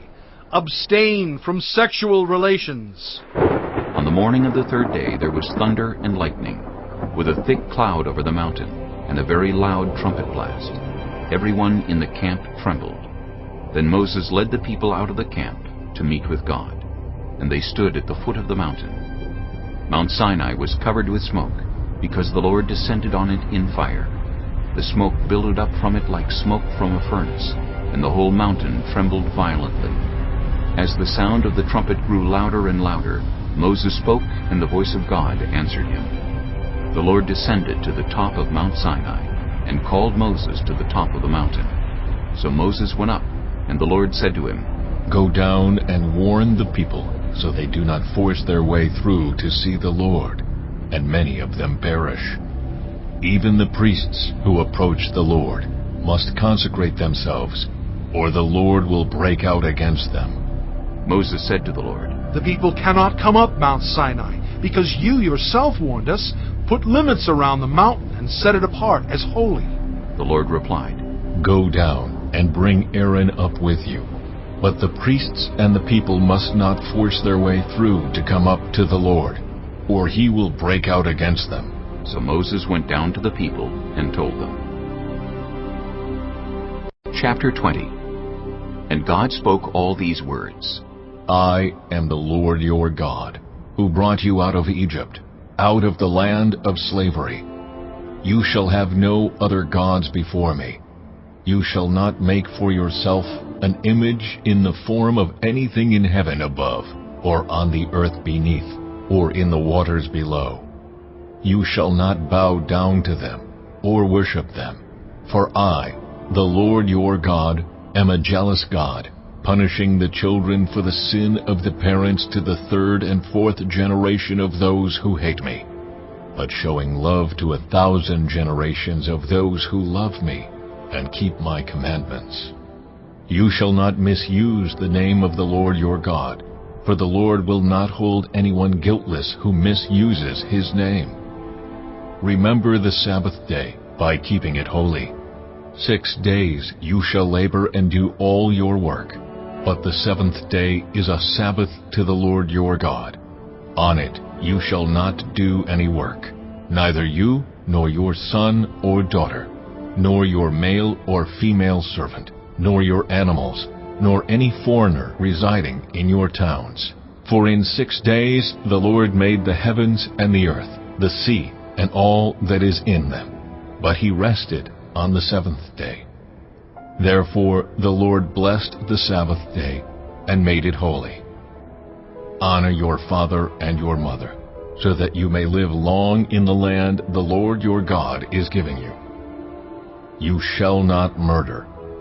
You shall not commit adultery. You shall not steal. You shall not give false testimony against your neighbor. You shall not covet your neighbor's house. You shall not covet your neighbor's wife, or his male or female servant, his ox or donkey, or anything that belongs to your neighbor. When the people saw the thunder and lightning, and heard the trumpet, and saw the mountain in smoke, they trembled with fear. They stayed at a distance, and said to Moses, "Speak to us yourself, and we will listen. But do not have God speak to us, or we will die." Moses said to the people, "Do not be afraid. God has come to test you, so that the fear of God will be with you to keep you from sinning."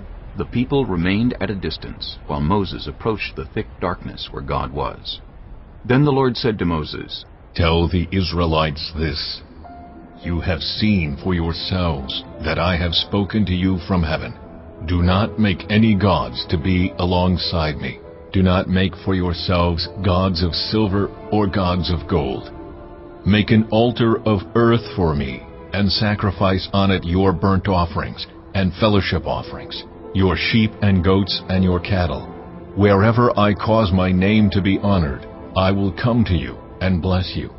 If you make an altar of stones for me, do not build it with dressed stones, for you will defile it if you use a tool on it.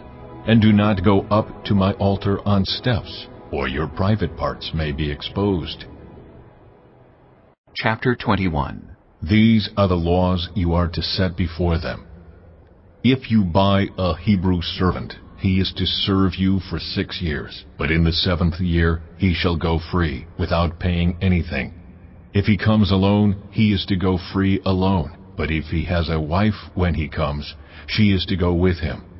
If his master gives him a wife, and she bears him sons or daughters, the woman and her children shall belong to her master, and only the man shall go free. But if the servant declares, I love my master and my wife and children, and do not want to go free, then his master must take him before the judges. He shall take him to the door or the doorpost, and pierce his ear with an awl. Then he will be his servant for life. If a man sells his daughter as a servant, she is not to go free as male servants do. If she does not please the master who has selected her for himself, he must let her be redeemed. He has no right to sell her to foreigners, because he has broken faith with her. If he selects her for his son, he must grant her the rights of a daughter. If he marries another woman, he must not deprive the first one of her food, clothing, and marital rights. If he does not provide her with these 3 things, she is to go free, without any payment of money. Anyone who strikes a person with a fatal blow is to be put to death. However, if it is not done intentionally, but God lets it happen, they are to flee to a place I will designate. But if anyone schemes and kills someone deliberately, that person is to be taken from my altar and put to death. Anyone who attacks their father or mother is to be put to death. Anyone who kidnaps someone is to be put to death, whether the victim has been sold or is still in the kidnapper's possession. Anyone who curses their father or mother is to be put to death. If people quarrel and one person hits another with a stone or with their fist, and the victim does not die, but is confined to bed, the one who struck the blow will not be held liable if the other can get up and walk around outside with a staff. However, the guilty party must pay the injured person for any loss of time and see that the victim is completely healed. Anyone who beats their male or female slave with a rod must be punished if the slave dies as a direct result. But they are not to be punished if the slave recovers after a day or 2, since the slave is their property. If people are fighting and hit a pregnant woman and she gives birth prematurely, but there is no serious injury, the offender must be fined whatever the woman's husband demands and the court allows. But if there is serious injury, you are to take life for life, eye for eye, tooth for tooth, hand for hand, foot for foot, burn for burn, wound for wound, bruise for bruise.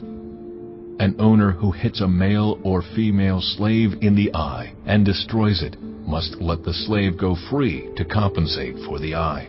And an owner who knocks out the tooth of a male or female slave must let the slave go free to compensate for the tooth.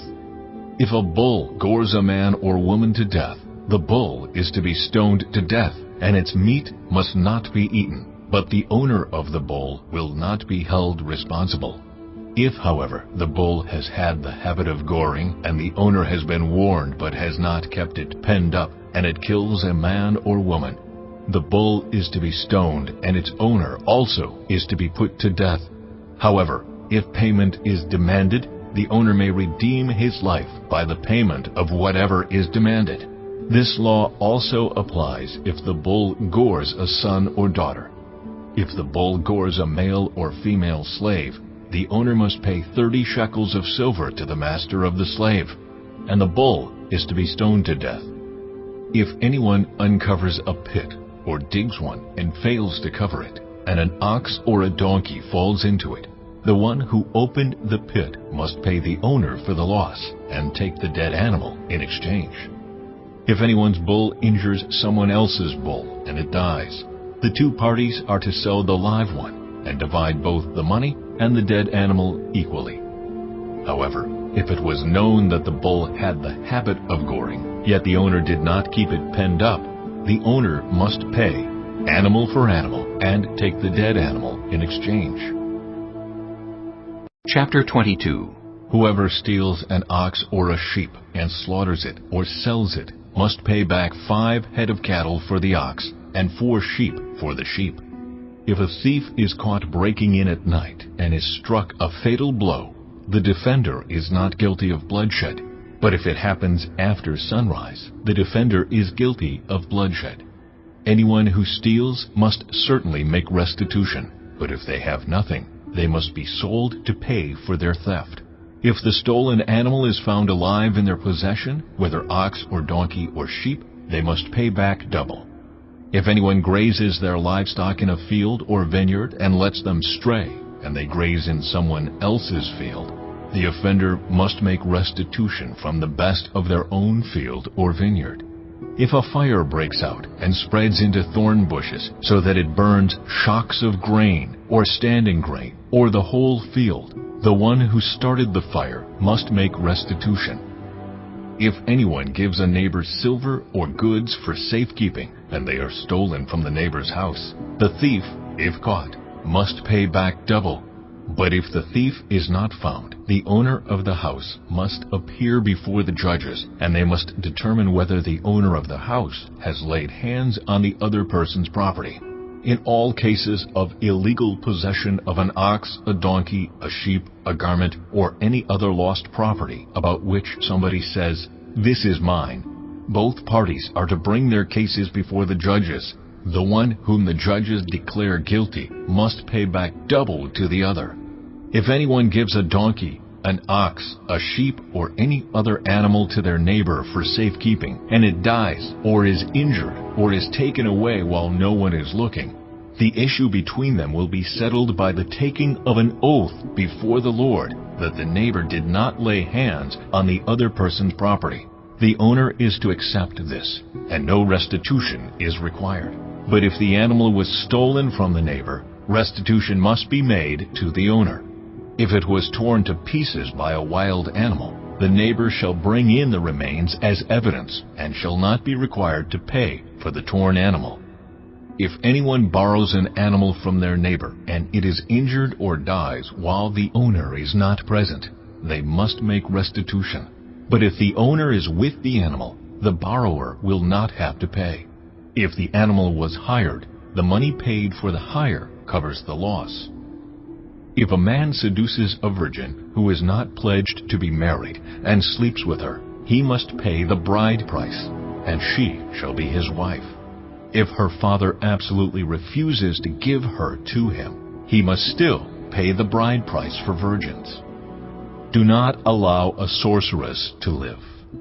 Anyone who has sexual relations with an animal is to be put to death. Whoever sacrifices to any god other than the Lord must be destroyed. Do not mistreat or oppress a foreigner, for you were foreigners in Egypt. Do not take advantage of the widow or the fatherless. If you do and they cry out to me, I will certainly hear their cry. My anger will be aroused, and I will kill you with the sword. Your wives will become widows, and your children fatherless. If you lend money to one of my people among you who is needy, do not treat it like a business deal. Charge no interest. If you take your neighbor's cloak as a pledge, return it by sunset, because that cloak is the only covering your neighbor has. What else can they sleep in? When they cry out to me, I will hear, for I am compassionate. Do not blaspheme God or curse the ruler of your people. Do not hold back offerings from your granaries or your vats. You must give me the firstborn of your sons. Do the same with your cattle and your sheep. Let them stay with their mothers for 7 days, but give them to me on the 8th day. You are to be my holy people, so do not eat the meat of an animal torn by wild beasts. Throw it to the dogs. Chapter 23. Do not spread false reports. Do not help a guilty person by being a malicious witness. Do not follow the crowd in doing wrong. When you give testimony in a lawsuit, do not pervert justice by siding with the crowd, and do not show favoritism to a poor person in a lawsuit. If you come across your enemy's ox or donkey wandering off, be sure to return it. If you see the donkey of someone who hates you fallen down under its load, do not leave it there. Be sure you help them with it. Do not deny justice to your poor people in their lawsuits. Have nothing to do with a false charge, and do not put an innocent or honest person to death, for I will not acquit the guilty. Do not accept a bribe, for a bribe blinds those who see and twists the words of the innocent. Do not oppress a foreigner. You yourselves know how it feels to be foreigners, because you were foreigners in Egypt. For 6 years you are to sow your fields and harvest the crops. But during the 7th year let the land lie unplowed and unused. Then the poor among your people may get food from it, and the wild animals may eat what is left. Do the same with your vineyard and your olive grove. 6 days do your work, but on the 7th day do not work, so that your ox and your donkey may rest, and so that the slave born in your household and the foreigner living among you may be refreshed. Be careful to do everything I have said to you. Do not invoke the names of other gods. Do not let them be heard on your lips. 3 times a year you are to celebrate a festival to me. Celebrate the festival of unleavened bread. For 7 days eat bread made without yeast, as I commanded you. Do this at the appointed time in the month of Aviv, for in that month you came out of Egypt. No one is to appear before me empty-handed. Celebrate the festival of harvest with the first fruits of the crops you sow in your field. Celebrate the festival of ingathering at the end of the year, when you gather in your crops from the field. 3 times a year all the men are to appear before the sovereign Lord. Do not offer the blood of a sacrifice to me along with anything containing yeast. The fat of my festival offerings must not be kept until morning. Bring the best of the first fruits of your soil to the house of the Lord your God. Do not cook a young goat in its mother's milk. See, I am sending an angel ahead of you to guard you along the way, and to bring you to the place I have prepared. Pay attention to him and listen to what he says. Do not rebel against him. He will not forgive your rebellion, since my name is in him. If you listen carefully to what he says and do all that I say, I will be an enemy to your enemies, and will oppose those who oppose you. My angel will go ahead of you and bring you into the land of the Amorites, Hittites, Perizzites, Canaanites, Hivites, and Jebusites, and I will wipe them out. Do not bow down before their gods, or worship them, or follow their practices. You must demolish them and break their sacred stones to pieces. Worship the Lord your God, and his blessing will be on your food and water. I will take away sickness from among you, and none will miscarry or be barren in your land. I will give you a full lifespan. I will send my terror ahead of you and throw into confusion every nation you encounter. I will make all your enemies turn their backs and run. I will send the hornet ahead of you to drive the Hivites, Canaanites, and Hittites out of your way. But I will not drive them out in a single year, because the land would become desolate and the wild animals too numerous for you. Little by little, I will drive them out before you, until you have increased enough to take possession of the land. I will establish your borders from the Red Sea to the Mediterranean Sea, and from the desert to the Euphrates River. I will give into your hands the people who live in the land, and you will drive them out before you. Do not make a covenant with them or with their gods. Do not let them live in your land, or they will cause you to sin against me, because the worship of their gods will certainly be a snare to you. Chapter 24. Then the Lord said to Moses, Come up to the Lord, you and Aaron, Nadab and Abihu, and 70 of the elders of Israel. You are to worship at a distance, but Moses alone is to approach the Lord. The others must not come near, and the people may not come up with him. When Moses went and told the people all the Lord's words and laws, they responded with one voice, Everything the Lord has said we will do. Moses then wrote down everything the Lord had said. He got up early the next morning and built an altar at the foot of the mountain, and set up 12 stone pillars representing the 12 tribes of Israel.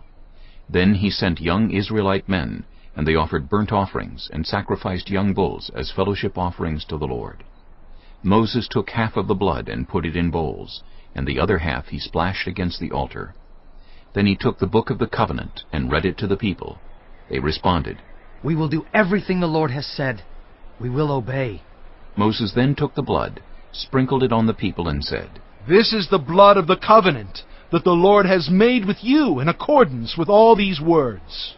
Moses and Aaron, Nadab and Abihu, and the 70 elders of Israel went up, and saw the God of Israel. Under his feet was something like a pavement made of lapis lazuli, as bright blue as the sky. But God did not raise his hand against these leaders of the Israelites. They saw God, and they ate and drank. The Lord said to Moses, Come up to me on the mountain, and stay here, and I will give you the tablets of stone with the law and commandments I have written for their instruction. Then Moses set out with Joshua his aide, and Moses went up on the mountain of God. He said to the elders, Wait here for us until we come back to you. Aaron and Hur are with you, and anyone involved in a dispute can go to them. When Moses went up on the mountain, the cloud covered it, and the glory of the Lord settled on Mount Sinai. For 6 days the cloud covered the mountain, and on the 7th day the Lord called to Moses from within the cloud. To the Israelites, the glory of the Lord looked like a consuming fire on top of the mountain. Then Moses entered the cloud as he went on up the mountain, and he stayed on the mountain 40 days and 40 nights. Chapter 25. The Lord said to Moses, Tell the Israelites to bring me an offering. You are to receive the offering for me from everyone whose heart prompts them to give. These are the offerings you are to receive from them: gold, silver, and bronze, blue, purple, and scarlet yarn, and fine linen, goat hair, ram skins dyed red, and another type of durable leather, acacia wood, olive oil for the light, spices for the anointing oil and for the fragrant incense, and onyx stones and other gems to be mounted on the ephod and breastpiece. Then have them make a sanctuary for me, and I will dwell among them. Make this tabernacle and all its furnishings exactly like the pattern I will show you. Have them make an ark of acacia wood, 2.5 cubits long, 1.5 cubits wide, and 1.5 cubits high. Overlay it with pure gold, both inside and out, and make a gold molding around it. Cast 4 gold rings for it, and fasten them to its 4 feet, with 2 rings on one side and 2 rings on the other. Then make poles of acacia wood, and overlay them with gold. Insert the poles into the rings on the sides of the ark to carry it. The poles are to remain in the rings of this ark. They are not to be removed. Then put in the ark the tablets of the covenant law, which I will give you. Make an atonement cover of pure gold, 2.5 cubits long, and 1.5 cubits wide, and make 2 cherubim out of hammered gold at the ends of the cover. Make 1 cherub on one end and the 2nd cherub on the other. Make the cherubim of one piece with the cover at the 2 ends. The cherubim are to have their wings spread upward, overshadowing the cover with them. The cherubim are to face each other, looking toward the cover. Place the cover on top of the ark, and put in the ark the tablets of the covenant law that I will give you. There, above the cover, between the 2 cherubim that are over the ark of the covenant law, I will meet with you, and give you all my commands for the Israelites. Make a table of acacia wood, 2 cubits long, 1 cubit wide, and 1.5 cubits high. Overlay it with pure gold, and make a gold molding around it. Also make around it a rim a handbreadth wide, and put a gold molding on the rim. Make 4 gold rings for the table, and fasten them to the 4 corners, where the 4 legs are. The rings are to be close to the rim to hold the poles used in carrying the table. Make the poles of acacia wood, overlay them with gold, and carry the table with them. And make its plates and dishes of pure gold, as well as its pitchers and bowls for the pouring out of offerings.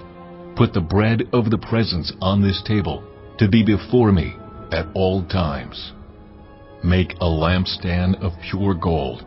Hammer out its base and shaft, and make its flower-like cups, buds and blossoms of one piece with them. 6 branches are to extend from the sides of the lampstand, 3 on one side and 3 on the other.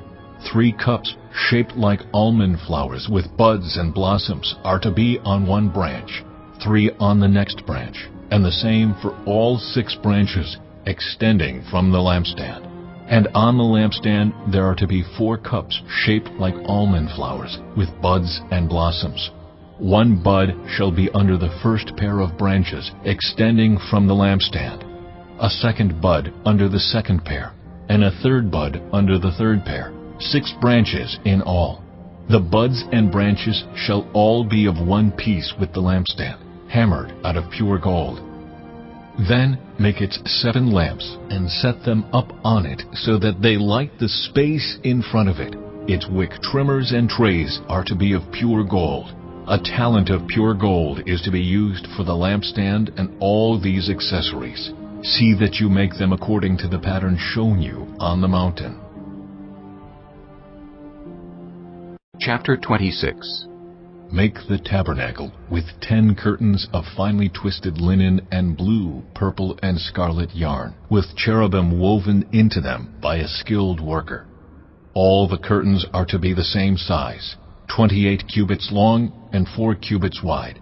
Join 5 of the curtains together, and do the same with the other 5. Make loops of blue material along the edge of the end curtain in one set, and do the same with the end curtain in the other set. Make 50 loops on one curtain, and 50 loops on the end curtain of the other set, with the loops opposite each other. Then make 50 gold clasps, and use them to fasten the curtains together, so that the tabernacle is a unit. Make curtains of goat hair for the tent over the tabernacle, 11 altogether. All 11 curtains are to be the same size, 30 cubits long and 4 cubits wide. Join 5 of the curtains together into one set, and the other 6 into another set. Fold the 6th curtain double at the front of the tent. Make 50 loops along the edge of the end curtain in one set, and also along the edge of the end curtain in the other set. Then make 50 bronze clasps, and put them in the loops to fasten the tent together as a unit. As for the additional length of the tent curtains, the half curtain that is left over is to hang down at the rear of the tabernacle. The tent curtains will be a cubit longer on both sides. What is left will hang over the sides of the tabernacle so as to cover it. Make for the tent a covering of ram skins dyed red, and over that a covering of the other durable leather. Make upright frames of acacia wood for the tabernacle. Each frame is to be 10 cubits long and a cubit and a half wide, with 2 projections set parallel to each other. Make all the frames of the tabernacle in this way. Make 20 frames for the south side of the tabernacle, and make 40 silver bases to go under them, 2 bases for each frame, 1 under each projection. For the other side, the north side of the tabernacle, make 20 frames and 40 silver bases, 2 under each frame. Make 6 frames for the far end, that is, the west end of the tabernacle, and make 2 frames for the corners at the far end. At these 2 corners they must be double from the bottom all the way to the top, and fitted into a single ring. Both shall be like that. So there will be 8 frames and 16 silver bases, 2 under each frame. Also make crossbars of acacia wood, 5 for the frames on one side of the tabernacle, 5 for those on the other side, and 5 for the frames on the west at the far end of the tabernacle. The center crossbar is to extend from end to end at the middle of the frames. Overlay the frames with gold, and make gold rings to hold the crossbars. Also overlay the crossbars with gold. Set up the tabernacle according to the plan shown you on the mountain.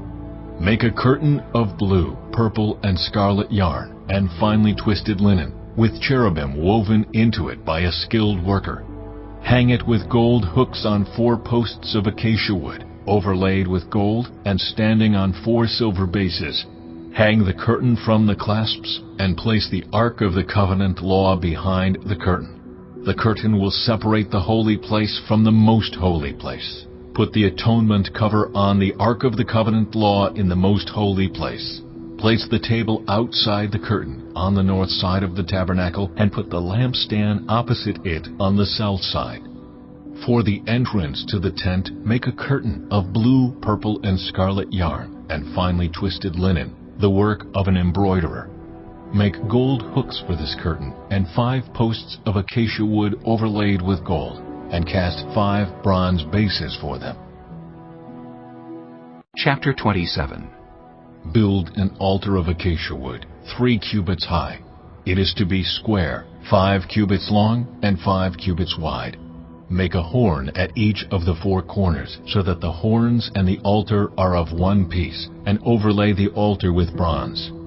Make all its utensils of bronze, its pots to remove the ashes, and its shovels, sprinkling bowls, meat forks, and fire pans. Make a grating for it, a bronze network, and make a bronze ring at each of the 4 corners of the network.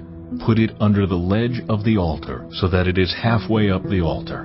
Make poles of acacia wood for the altar, and overlay them with bronze. The poles are to be inserted into the rings, so they will be on 2 sides of the altar when it is carried. Make the altar hollow, out of boards. It is to be made just as you were shown on the mountain. Make a courtyard for the tabernacle. The south side shall be 100 cubits long, and is to have curtains of finely twisted linen, with 20 posts and 20 bronze bases, and with silver hooks and bands on the posts. The north side shall also be 100 cubits long, and is to have curtains with 20 posts and 20 bronze bases, and with silver hooks and bands on the posts. The west end of the courtyard shall be 50 cubits wide, and have curtains with 10 posts and 10 bases. On the east end, toward the sunrise, the courtyard shall also be 50 cubits wide.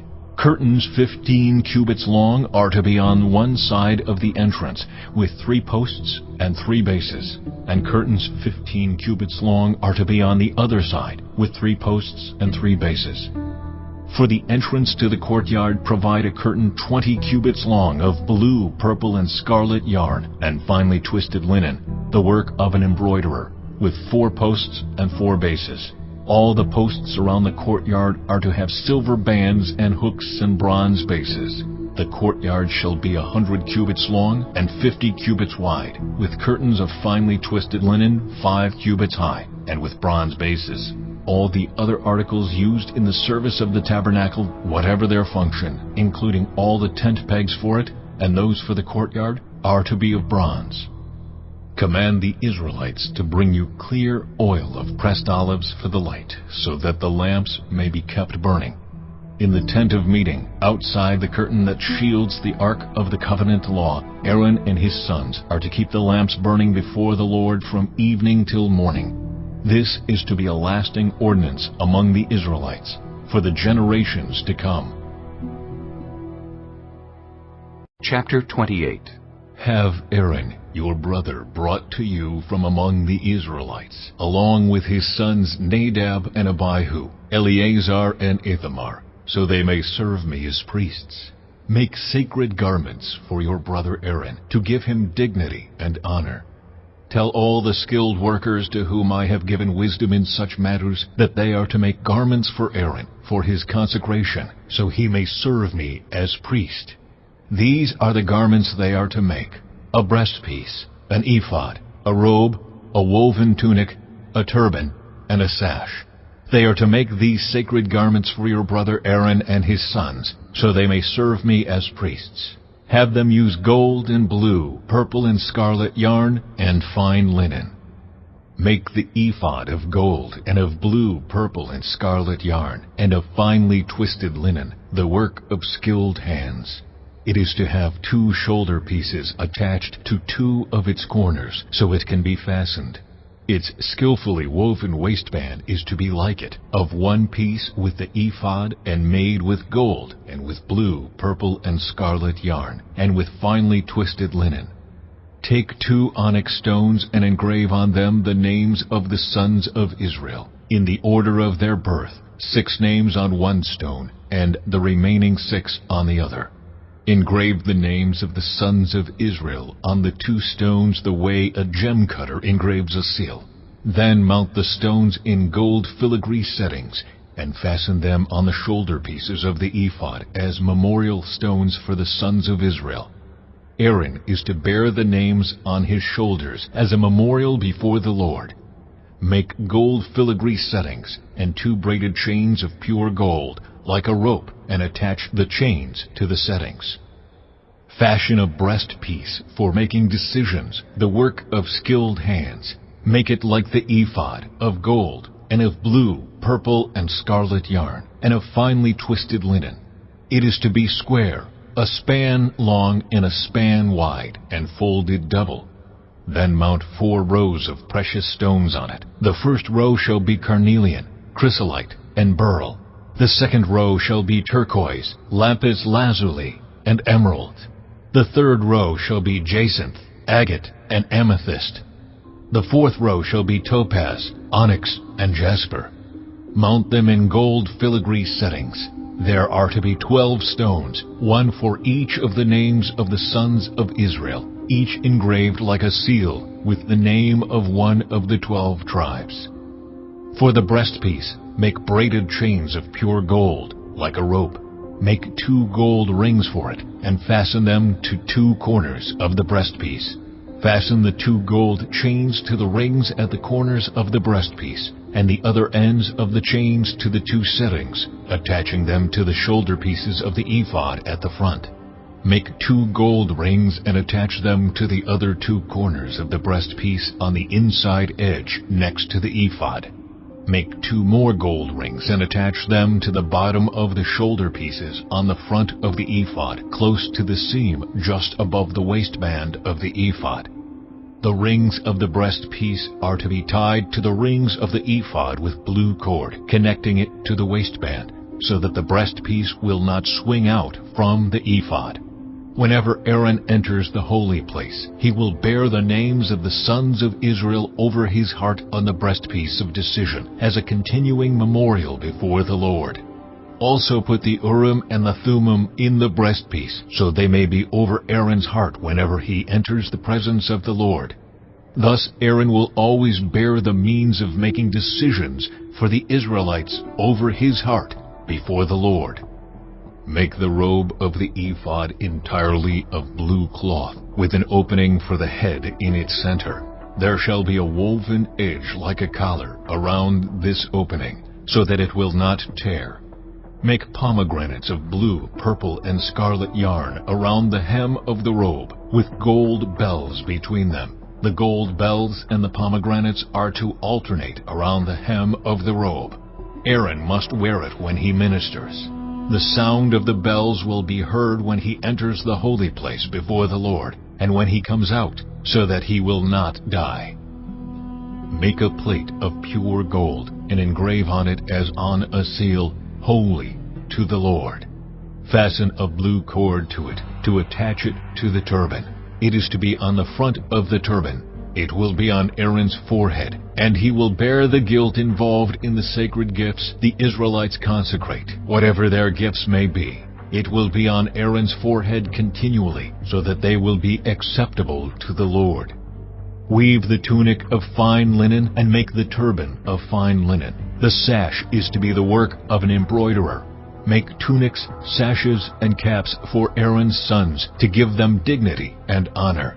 After you put these clothes on your brother Aaron and his sons, anoint and ordain them. Consecrate them, so they may serve me as priests. Make linen undergarments as a covering for the body, reaching from the waist to the thigh. Aaron and his sons must wear them whenever they enter the tent of meeting, or approach the altar to minister in the holy place, so that they will not incur guilt and die. This is to be a lasting ordinance for Aaron and his descendants. Chapter 29. This is what you are to do to consecrate them, so they may serve me as priests.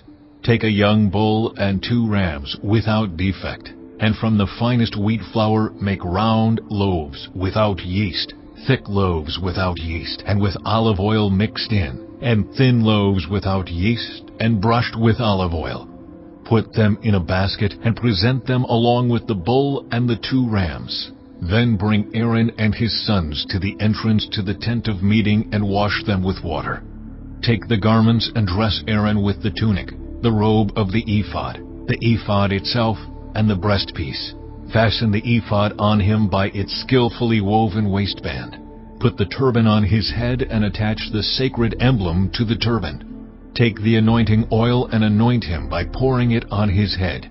Bring his sons and dress them in tunics, and fasten caps on them. Then tie sashes on Aaron and his sons.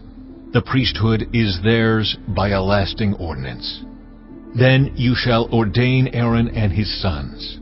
Bring the bull to the front of the tent of meeting, and Aaron and his sons shall lay their hands on its head.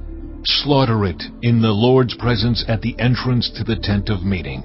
Take some of the bull's blood and put it on the horns of the altar with your finger, and pour out the rest of it at the base of the altar. Then take all the fat on the internal organs, the long lobe of the liver, and both kidneys with the fat on them, and burn them on the altar.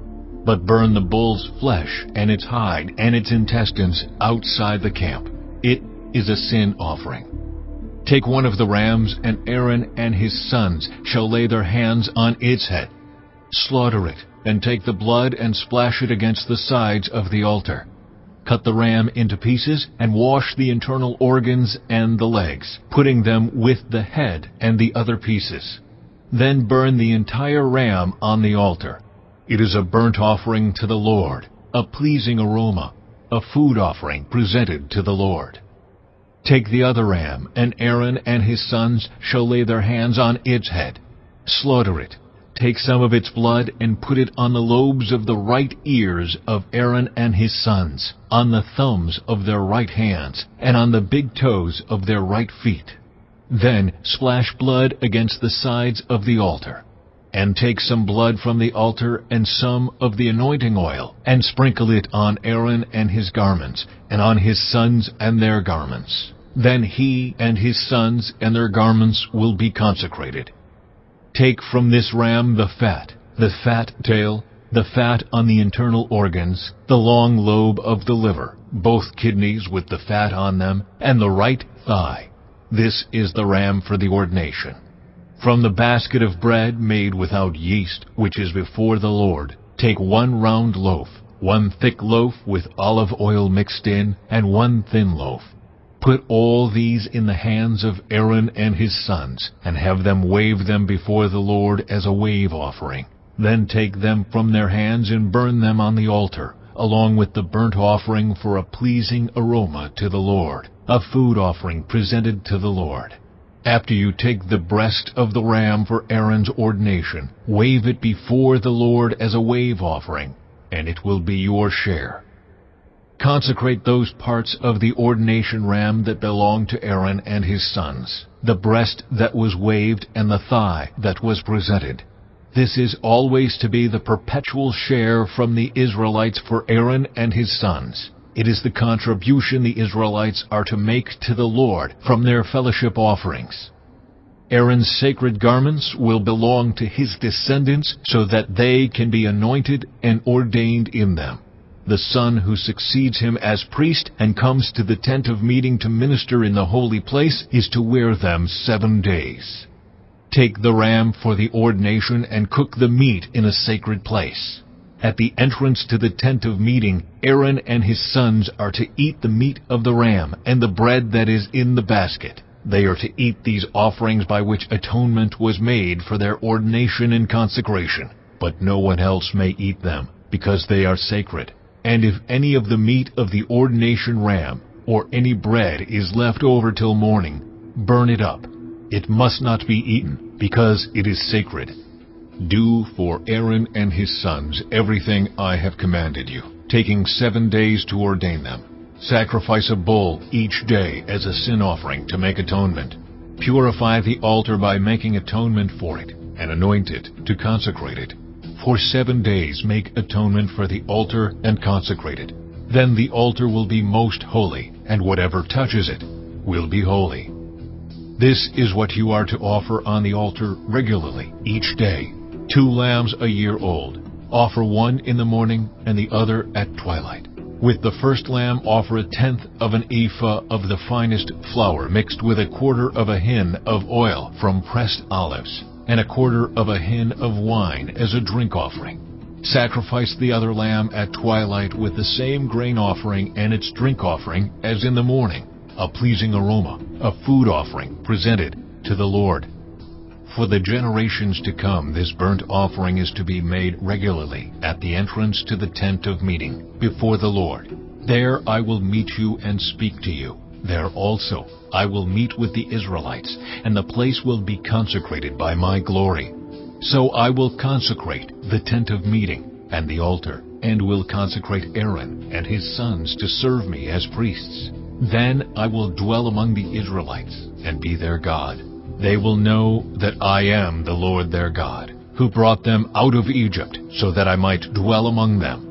I am the Lord their God.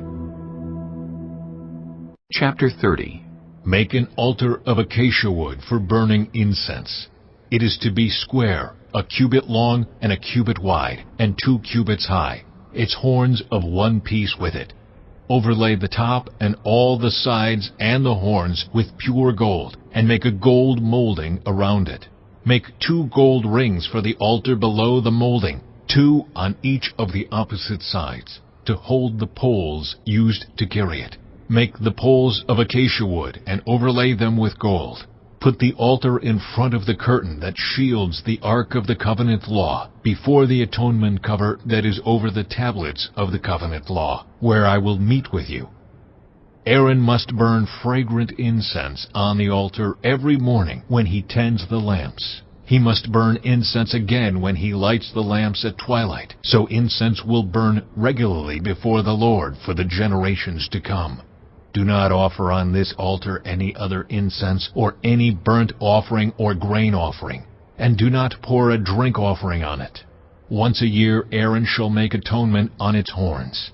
This annual atonement must be made with the blood of the atoning sin offering for the generations to come.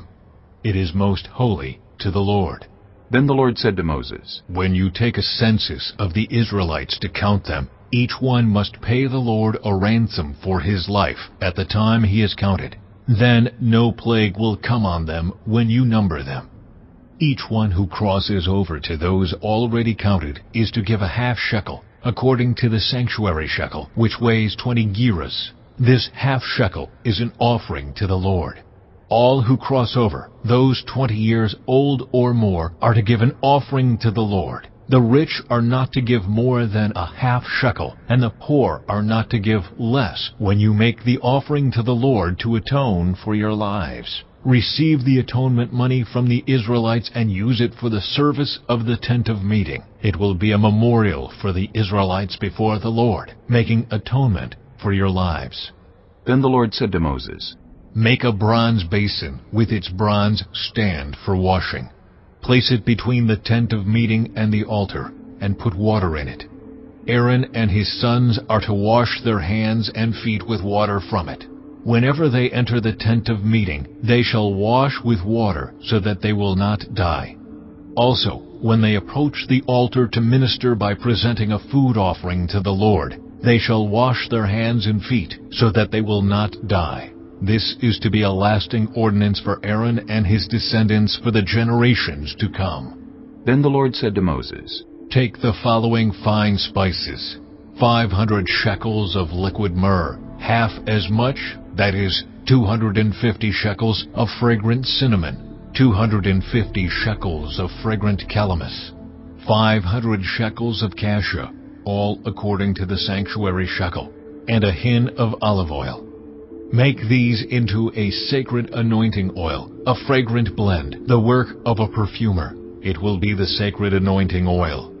Then use it to anoint the tent of meeting, the ark of the covenant law, the table and all its articles, the lampstand and its accessories, the altar of incense, the altar of burnt offering and all its utensils, and the basin with its stand. You shall consecrate them so they will be most holy, and whatever touches them will be holy. Anoint Aaron and his sons and consecrate them so they may serve me as priests. Say to the Israelites, This is to be my sacred anointing oil for the generations to come.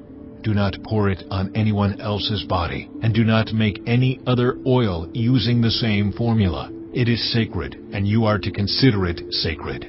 Whoever makes perfume like it and puts it on anyone other than a priest must be cut off from their people. Then the Lord said to Moses, Take fragrant spices, gum resin, onycha, and galbanum, and pure frankincense, all in equal amounts, and make a fragrant blend of incense, the work of a perfumer. It is to be salted and pure and sacred. Grind some of it to powder, and place it in front of the ark of the covenant law in the tent of meeting, where I will meet with you. It shall be most holy to you. Do not make any incense with this formula for yourselves. Consider it holy to the Lord. Whoever makes incense like it to enjoy its fragrance must be cut off from their people. Chapter 31. Then the Lord said to Moses, See, I have chosen Bezalel, son of Uri, the son of Hur, of the tribe of Judah, and I have filled him with the Spirit of God, with wisdom, with understanding, with knowledge, and with all kinds of skills, to make artistic designs for work in gold, silver, and bronze, to cut and set stones, to work in wood, and to engage in all kinds of crafts. Moreover, I have appointed Aholiab son of Ahisamach of the tribe of Dan to help him. Also, I have given ability to all the skilled workers to make everything I have commanded you: the tent of meeting, the ark of the covenant law, with the atonement cover on it, and all the other furnishings of the tent, the table and its articles, the pure gold lampstand and all its accessories, the altar of incense, the altar of burnt offering and all its utensils, the basin with its stand, and also the woven garments, both the sacred garments for Aaron the priest and the garments for his sons when they serve as priests, and the anointing oil and fragrant incense for the holy place. They are to make them just as I commanded you. Then the Lord said to Moses, Say to the Israelites, You must observe my Sabbaths. This will be a sign between me and you for the generations to come, so you may know that I am the Lord who makes you holy. Observe the Sabbath, because it is holy to you. Anyone who desecrates it is to be put to death. Those who do any work on that day must be cut off from their people. For 6 days' work is to be done, but the seventh day is a day of Sabbath rest, holy to the Lord. Whoever does any work on the Sabbath day is to be put to death. The Israelites are to observe the Sabbath, celebrating it for the generations to come as a lasting covenant. It will be a sign between me and the Israelites forever. For in 6 days the Lord made the heavens and the earth, and on the seventh day he rested and was refreshed. When the Lord finished speaking to Moses on Mount Sinai, he gave him the 2 tablets of the covenant law, the tablets of stone, inscribed by the finger of God. Chapter 32. When the people saw that Moses was so long in coming down from the mountain, they gathered around Aaron and said, "Come, make us gods who will go before us. As for this fellow Moses who brought us up out of Egypt, we don't know what has happened to him." Aaron answered them, Take off the gold earrings that your wives, your sons, and your daughters are wearing, and bring them to me. So all the people took off their earrings and brought them to Aaron. He took what they handed him and made it into an idol cast in the shape of a calf, fashioning it with a tool. Then they said, "These are your gods, Israel, who brought you up out of Egypt." When Aaron saw this, he built an altar in front of the calf and announced, Tomorrow there will be a festival to the Lord. So the next day the people rose early and sacrificed burnt offerings and presented fellowship offerings. Afterward they sat down to eat and drink and got up to indulge in revelry. Then the Lord said to Moses, Go down, because your people, whom you brought up out of Egypt, have become corrupt. They have been quick to turn away from what I commanded them, and have made themselves an idol cast in the shape of a calf. They have bowed down to it and sacrificed to it, and have said, These are your gods, Israel, who brought you up out of Egypt. I have seen these people, the Lord said to Moses, and they are a stiff-necked people. Now leave me alone so that my anger may burn against them, and that I may destroy them. Then I will make you into a great nation. But Moses sought the favor of the Lord his God. Lord, he said, why should your anger burn against your people, whom you brought out of Egypt with great power and a mighty hand? Why should the Egyptians say it was with evil intent that he brought them out, to kill them in the mountains and to wipe them off the face of the earth? Turn from your fierce anger, relent, and do not bring disaster on your people. Remember your servants Abraham, Isaac, and Israel, to whom you swore by your own self, I will make your descendants as numerous as the stars in the sky, and I will give your descendants all this land I promised them, and it will be their inheritance forever. Then the Lord relented and did not bring on his people the disaster he had threatened. Moses turned and went down the mountain with the 2 tablets of the covenant law in his hands. They were inscribed on both sides, front and back. The tablets were the work of God. The writing was the writing of God, engraved on the tablets. When Joshua heard the noise of the people shouting, he said to Moses, There is the sound of war in the camp. Moses replied, It is not the sound of victory. It is not the sound of defeat. It is the sound of singing that I hear. When Moses approached the camp and saw the calf and the dancing, his anger burned, and he threw the tablets out of his hands, breaking them to pieces at the foot of the mountain. And he took the calf the people had made and burned it in the fire. Then he ground it to powder, scattered it on the water, and made the Israelites drink it. He said to Aaron, What did these people do to you that you led them into such great sin? Do not be angry, my lord, Aaron answered. You know how prone these people are to evil. They said to me, Make us gods who will go before us. As for this fellow Moses who brought us up out of Egypt, we don't know what has happened to him. So I told them, Whoever has any gold jewelry, take it off. Then they gave me the gold, and I threw it into the fire, and out came this calf. Moses saw that the people were running wild, and that Aaron had let them get out of control, and so become a laughingstock to their enemies. So he stood at the entrance to the camp and said, "Whoever is for the Lord, come to me!" And all the Levites rallied to him. Then he said to them, "This is what the Lord, the God of Israel, says. Each man strap a sword to his side. Go back and forth through the camp from one end to the other, each killing his brother and friend and neighbor." The Levites did as Moses commanded, and that day about 3,000 of the people died. Then Moses said, "You have been set apart to the Lord today, for you were against your own sons and brothers, and he has blessed you this day." The next day Moses said to the people, "You have committed a great sin. But now I will go up to the Lord. Perhaps I can make atonement for your sin." So Moses went back to the Lord and said, "Oh, what a great sin these people have committed. They have made themselves gods of gold. But now, please forgive their sin. But if not, then blot me out of the book you have written." The Lord replied to Moses, "Whoever has sinned against me, I will blot out of my book. Now go, lead the people to the place I spoke of, and my angel will go before you.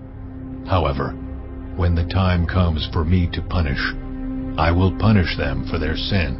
And the Lord struck the people with a plague because of what they did with the calf Aaron had made. Chapter 33. Then the Lord said to Moses, "Leave this place, you and the people you brought up out of Egypt, and go up to the land I promised on oath to Abraham, Isaac, and Jacob, saying, I will give it to your descendants. I will send an angel before you and drive out the Canaanites, Amorites, Hittites, Perizzites, Hivites, and Jebusites. Go up to the land flowing with milk and honey. But I will not go with you, because you are a stiff-necked people, and I might destroy you on the way." When the people heard these distressing words, they began to mourn, and no one put on any ornaments. For the Lord had said to Moses, "Tell the Israelites, you are a stiff-necked people. If I were to go with you even for a moment, I might destroy you. Now take off your ornaments, and I will decide what to do with you." So the Israelites stripped off their ornaments at Mount Horeb.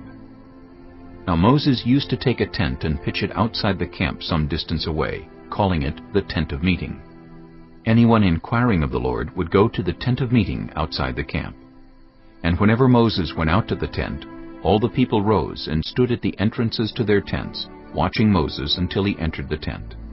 As Moses went into the tent, the pillar of cloud would come down and stay at the entrance while the Lord spoke with Moses. Whenever the people saw the pillar of cloud standing at the entrance to the tent, they all stood and worshipped, each at the entrance to their tent. The Lord would speak to Moses face to face, as one speaks to a friend. Then Moses would return to the camp, but his young aide Joshua, son of Nun, did not leave the tent.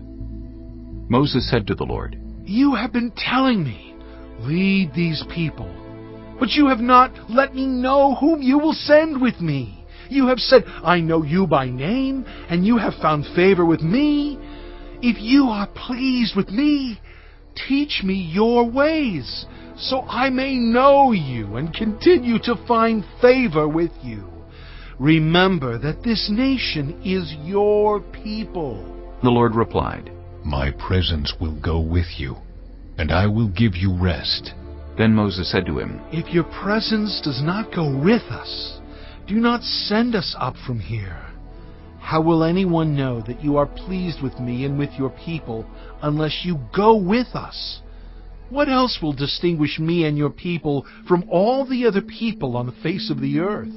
And the Lord said to Moses, "I will do the very thing you have asked, because I am pleased with you, and I know you by name." Then Moses said, "Now, show me your glory." And the Lord said, "I will cause all my goodness to pass in front of you, and I will proclaim my name, the Lord, in your presence. I will have mercy on whom I will have mercy, and I will have compassion on whom I will have compassion. But," he said, "you cannot see my face, for no one may see me and live." Then the Lord said, There is a place near me where you may stand on a rock. When my glory passes by, I will put you in a cleft in the rock and cover you with my hand until I have passed by. Then I will remove my hand, and you will see my back, but my face must not be seen. Chapter 34. The Lord said to Moses, Chisel out 2 stone tablets like the first ones, and I will write on them the words that were on the first tablets, which you broke. Be ready in the morning, and then come up on Mount Sinai. Present yourself to me there on top of the mountain. No one is to come with you or be seen anywhere on the mountain. Not even the flocks and herds may graze in front of the mountain. So Moses chiseled out 2 stone tablets like the first ones, and went up Mount Sinai early in the morning, as the Lord had commanded him. And he carried the 2 stone tablets in his hands. Then the Lord came down in the cloud, and stood there with him, and proclaimed his name, the Lord. And he passed in front of Moses, proclaiming, The Lord, the compassionate and gracious God, slow to anger, abounding in love and faithfulness, maintaining love to thousands, and forgiving wickedness, rebellion, and sin. Yet he does not leave the guilty unpunished. He punishes the children and their children for the sin of the parents to the 3rd and 4th generation. Moses bowed to the ground at once and worshipped. Lord, he said, if I have found favor in your eyes, then let the Lord go with us.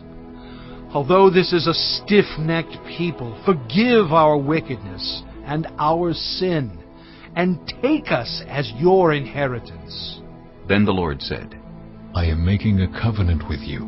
Before all your people I will do wonders never before done in any nation in all the world. The people you live among will see how awesome is the work that I, the Lord, will do for you. Obey what I command you today. I will drive out before you the Amorites, Canaanites, Hittites, Perizzites, Hivites, and Jebusites. Be careful not to make a treaty with those who live in the land where you are going, or they will be a snare among you. Break down their altars, smash their sacred stones, and cut down their Asherah poles. Do not worship any other god, for the Lord, whose name is jealous, is a jealous God. Be careful not to make a treaty with those who live in the land, for when they prostitute themselves to their gods and sacrifice to them, they will invite you, and you will eat their sacrifices. And when you choose some of their daughters as wives for your sons, and those daughters prostitute themselves to their gods, they will lead your sons to do the same. Do not make any idols. Celebrate the festival of unleavened bread. For 7 days eat bread made without yeast, as I commanded you. Do this at the appointed time, in the month of Aviv, for in that month you came out of Egypt. The first offspring of every womb belongs to me, including all the firstborn males of your livestock, whether from herd or flock. Redeem the firstborn donkey with a lamb, but if you do not redeem it, break its neck. Redeem all your firstborn sons. No one is to appear before me empty-handed. 6 days you shall labor, but on the 7th day you shall rest. Even during the plowing season and harvest you must rest. Celebrate the festival of weeks with the first fruits of the wheat harvest, and the festival of ingathering at the turn of the year. 3 times a year all your men are to appear before the sovereign Lord, the God of Israel. I will drive out nations before you and enlarge your territory. And no one will covet your land when you go up 3 times each year to appear before the Lord your God. Do not offer the blood of a sacrifice to me along with anything containing yeast, and do not let any of the sacrifice from the Passover festival remain until morning. Bring the best of the firstfruits of your soil to the house of the Lord your God. Do not cook a young goat in its mother's milk. Then the Lord said to Moses, Write down these words, for in accordance with these words I have made a covenant with you and with Israel. Moses was there with the Lord 40 days and 40 nights, without eating bread or drinking water. And he wrote on the tablets the words of the covenant, the 10 Commandments.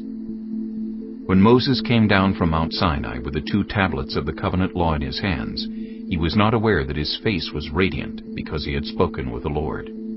When Aaron and all the Israelites saw Moses, his face was radiant, and they were afraid to come near him. But Moses called to them. So Aaron and all the leaders of the community came back to him, and he spoke to them. Afterward, all the Israelites came near him, and he gave them all the commands the Lord had given him on Mount Sinai. When Moses finished speaking to them, he put a veil over his face. But whenever he entered the Lord's presence to speak with him, he removed the veil until he came out. And when he came out and told the Israelites what he had been commanded, they saw that his face was radiant. Then Moses would put the veil back over his face until he went in to speak with the Lord. Chapter 35. Moses assembled the whole Israelite community and said to them, These are the things the Lord has commanded you to do. For 6 days work is to be done, but the 7th day shall be your holy day, a day of Sabbath rest to the Lord. Whoever does any work on it is to be put to death. Do not light a fire in any of your dwellings on the Sabbath day. Moses said to the whole Israelite community, This is what the Lord has commanded. From what you have, take an offering for the Lord.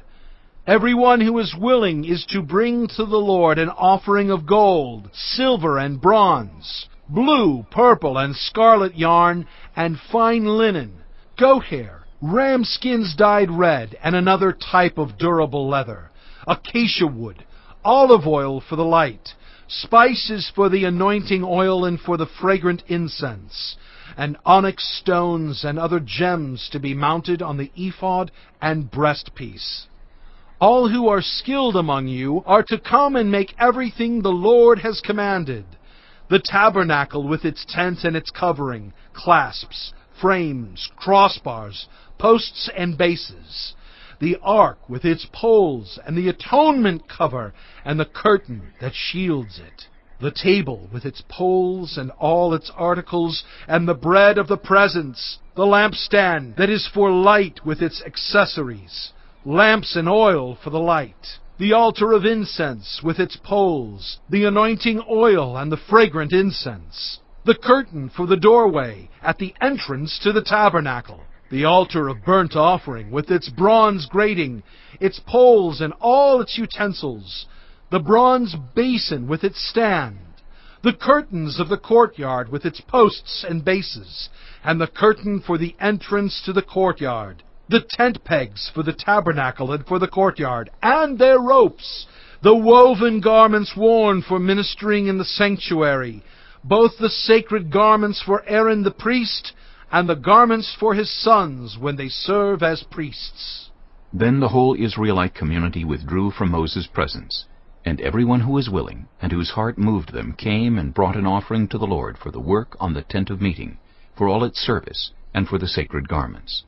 All who were willing, men and women alike, came and brought gold jewelry of all kinds, brooches, earrings, rings, and ornaments. They all presented their gold as a wave offering to the Lord. Everyone who had blue, purple, or scarlet yarn or fine linen, or goat hair, ram skins dyed red, or the other durable leather brought them. Those presenting an offering of silver or bronze brought it as an offering to the Lord, and everyone who had acacia wood for any part of the work brought it. Every skilled woman spun with her hands, and brought what she had spun, blue, purple, or scarlet yarn, or fine linen. And all the women who were willing and had the skill spun the goat hair. The leaders brought onyx stones and other gems to be mounted on the ephod and breastpiece. They also brought spices and olive oil for the light, and for the anointing oil, and for the fragrant incense. All the Israelite men and women who were willing brought to the Lord freewill offerings for all the work the Lord through Moses had commanded them to do. Then Moses said to the Israelites, See, the Lord has chosen Bezalel, son of Uri, the son of Hur, of the tribe of Judah, and he has filled him with the Spirit of God. with wisdom, with understanding, with knowledge, and with all kinds of skills, to make artistic designs for work in gold, silver, and bronze, to cut and set stones, to work in wood, and to engage in all kinds of artistic crafts. And he has given both him and Aholiab, son of Ahisamach, of the tribe of Dan, the ability to teach others. He has filled them with skill to do all kinds of work, as engravers, designers, embroiderers in blue, purple, and scarlet yarn, and fine linen, and weavers, all of them skilled workers and designers. Chapter 36. So Bezalel, Aholiab, and every skilled person to whom the Lord has given skill and ability to know how to carry out all the work of constructing the sanctuary are to do the work just as the Lord has commanded. Then Moses summoned Bezalel and Aholiab, and every skilled person to whom the Lord had given ability, and who was willing to come and do the work. They received from Moses all the offerings the Israelites had brought to carry out the work of constructing the sanctuary. And the people continued to bring free-will offerings morning after morning. So all the skilled workers who were doing all the work on the sanctuary left what they were doing and said to Moses, "The people are bringing more than enough for doing the work the Lord commanded to be done." Then Moses gave an order, and they sent this word throughout the camp: No man or woman is to make anything else as an offering for the sanctuary. And so the people were restrained from bringing more, because what they already had was more than enough to do all the work. All those who were skilled among the workers made the tabernacle with 10 curtains of finely twisted linen and blue, purple, and scarlet yarn, with cherubim woven into them by expert hands. All the curtains were the same size, 28 cubits long and 4 cubits wide. They joined 5 of the curtains together and did the same with the other 5. Then they made loops of blue material along the edge of the end curtain in one set, and the same was done with the end curtain in the other set. They also made 50 loops on one curtain and 50 loops on the end curtain of the other set, with the loops opposite each other. Then they made 50 gold clasps and used them to fasten the 2 sets of curtains together so that the tabernacle was a unit. They made curtains of goat hair for the tent over the tabernacle, 11 altogether. All 11 curtains were the same size, 30 cubits long and 4 cubits wide. They joined 5 of the curtains into one set, and the other 6 into another set. Then they made 50 loops along the edge of the end curtain in one set, and also along the edge of the end curtain in the other set. They made 50 bronze clasps to fasten the tent together as a unit. Then they made for the tent a covering of ram skins dyed red, and over that a covering of the other durable leather. They made upright frames of acacia wood for the tabernacle. Each frame was 10 cubits long and 1.5 cubits wide, with 2 projections set parallel to each other. They made all the frames of the tabernacle in this way. They made 20 frames for the south side of the tabernacle, and made 40 silver bases to go under them, 2 bases for each frame, 1 under each projection. For the other side, the north side of the tabernacle, they made 20 frames, and 40 silver bases, 2 under each frame.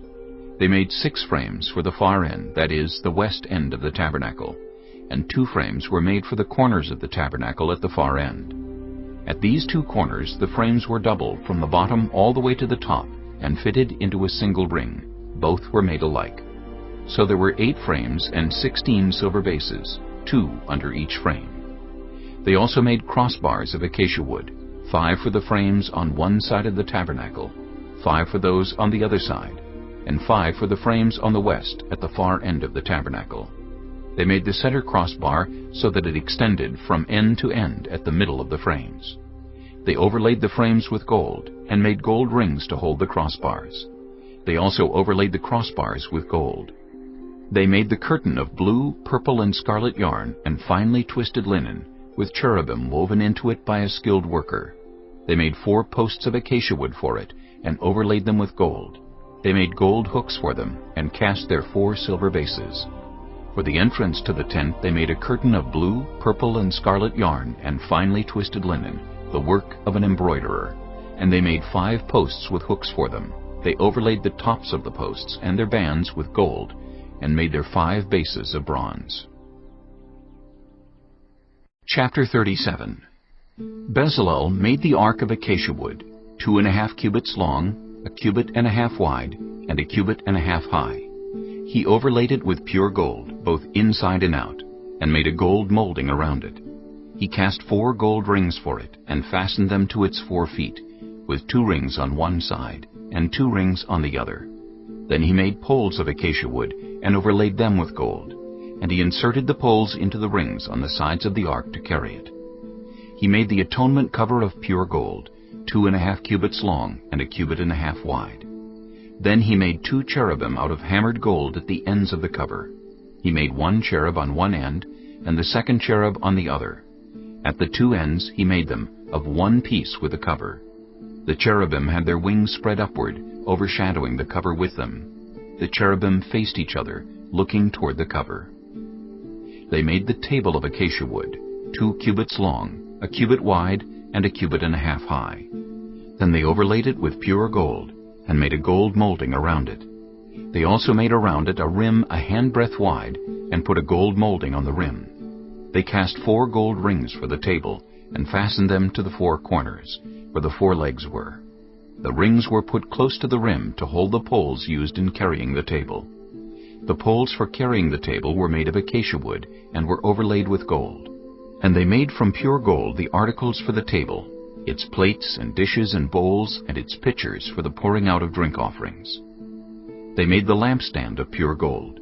They hammered out its base and shaft, and made its flower-like cups, buds and blossoms of one piece with them. 6 branches extended from the sides of the lampstand, 3 on one side, and 3 on the other. 3 cups shaped like almond flowers with buds and blossoms were on one branch, 3 on the next branch, and the same for all 6 branches extending from the lampstand.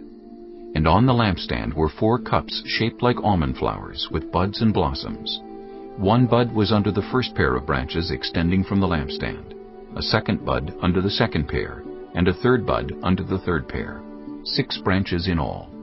The buds and the branches were all of one piece with the lampstand, hammered out of pure gold. They made its 7 lamps, as well as its wick trimmers and trays of pure gold.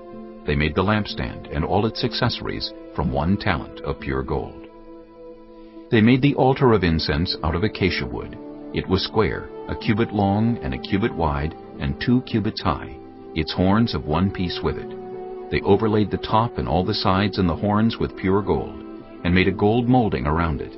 They made 2 gold rings below the molding, 2 on each of the opposite sides to hold the poles used to carry it. They made the poles of acacia wood, and overlaid them with gold. They also made the sacred anointing oil and the pure fragrant incense, the work of a perfumer. Chapter 38. They built the altar of burnt offering of acacia wood, 3 cubits high. It was square, 5 cubits long and 5 cubits wide. They made a horn at each of the 4 corners, so that the horns and the altar were of one piece, and they overlaid the altar with bronze. They made all its utensils of bronze, its pots, shovels, sprinkling bowls, meat forks, and fire pans. They made a grating for the altar, a bronze network to be under its ledge, halfway up the altar.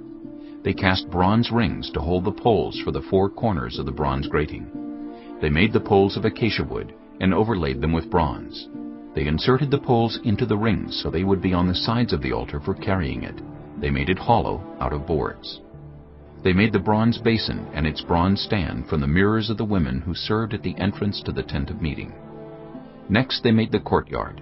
The south side was 100 cubits long, and had curtains of finely twisted linen, with 20 posts and 20 bronze bases, and with silver hooks and bands on the posts. The north side was also 100 cubits long, and had 20 posts and 20 bronze bases, with silver hooks and bands on the posts.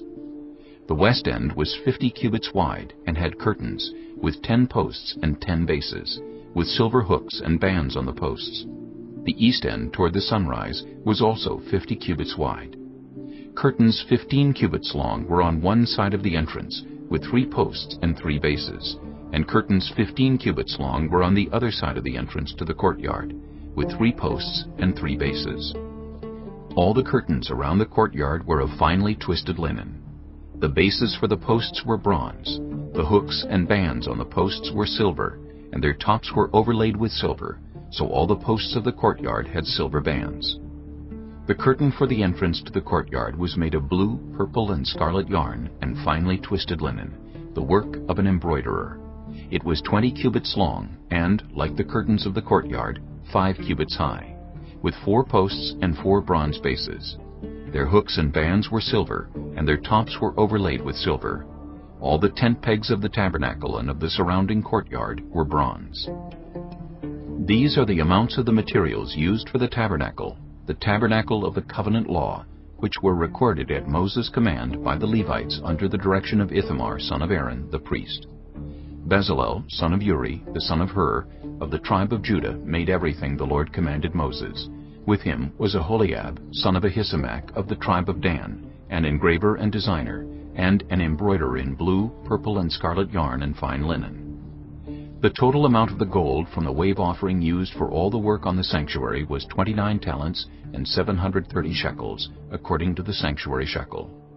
The silver obtained from those of the community who were counted in the census was 100 talents and 1,775 shekels, according to the sanctuary shekel. 1 beka per person, that is, half a shekel, according to the sanctuary shekel, from everyone who had crossed over to those counted, 20 years old or more, a total of 603,550 men. The 100 talents of silver were used to cast the bases for the sanctuary and for the curtain. 100 bases from the 100 talents, 1 talent for each base. They used the 1,775 shekels to make the hooks for the posts, to overlay the tops of the posts, and to make their bands. The bronze from the wave offering was 70 talents and 2,400 shekels. They used it to make the bases for the entrance to the tent of meeting, the bronze altar with its bronze grating and all its utensils, the bases for the surrounding courtyard, and those for its entrance, and all the tent pegs for the tabernacle, and those for the surrounding courtyard. Chapter 39. From the blue, purple, and scarlet yarn they made woven garments for ministering in the sanctuary. They also made sacred garments for Aaron, as the Lord commanded Moses. They made the ephod of gold, and of blue, purple, and scarlet yarn, and of finely twisted linen. They hammered out thin sheets of gold, and cut strands to be worked into the blue, purple, and scarlet yarn and fine linen, the work of skilled hands. They made shoulder pieces for the ephod, which were attached to 2 of its corners, so it could be fastened. Its skillfully woven waistband was like it, of 1 piece with the ephod, and made with gold, and with blue, purple, and scarlet yarn, and with finely twisted linen, as the Lord commanded Moses. They mounted the onyx stones in gold filigree settings, and engraved them like a seal with the names of the sons of Israel. Then they fastened them on the shoulder pieces of the ephod as memorial stones for the sons of Israel, as the Lord commanded Moses. They fashioned the breastpiece, the work of a skilled craftsman. They made it like the ephod, of gold and of blue, purple, and scarlet yarn, and of finely twisted linen. It was square, a span long and a span wide, and folded double. Then they mounted 4 rows of precious stones on it. The first row was carnelian, chrysolite, and beryl. The second row was turquoise, lapis lazuli, and emerald. The third row was jacinth, agate, and amethyst. The fourth row was topaz, onyx, and jasper. They were mounted in gold filigree settings. There were 12 stones, 1 for each of the names of the sons of Israel, each engraved like a seal with the name of one of the 12 tribes. For the breastpiece they made braided chains of pure gold like a rope. They made 2 gold filigree settings and 2 gold rings, and fastened the rings to 2 of the corners of the breastpiece. They fastened the 2 gold chains to the rings at the corners of the breastpiece, and the other ends of the chains to the 2 settings, attaching them to the shoulder pieces of the ephod at the front. They made 2 gold rings and attached them to the other 2 corners of the breastpiece on the inside edge next to the ephod. Then they made 2 more gold rings and attached them to the bottom of the shoulder pieces on the front of the ephod, close to the seam just above the waistband of the ephod. They tied the rings of the breastpiece to the rings of the ephod with blue cord, connecting it to the waistband so that the breastpiece would not swing out from the ephod, as the Lord commanded Moses. They made the robe of the ephod entirely of blue cloth, the work of a weaver, with an opening in the center of the robe like the opening of a collar, and a band around this opening so that it would not tear.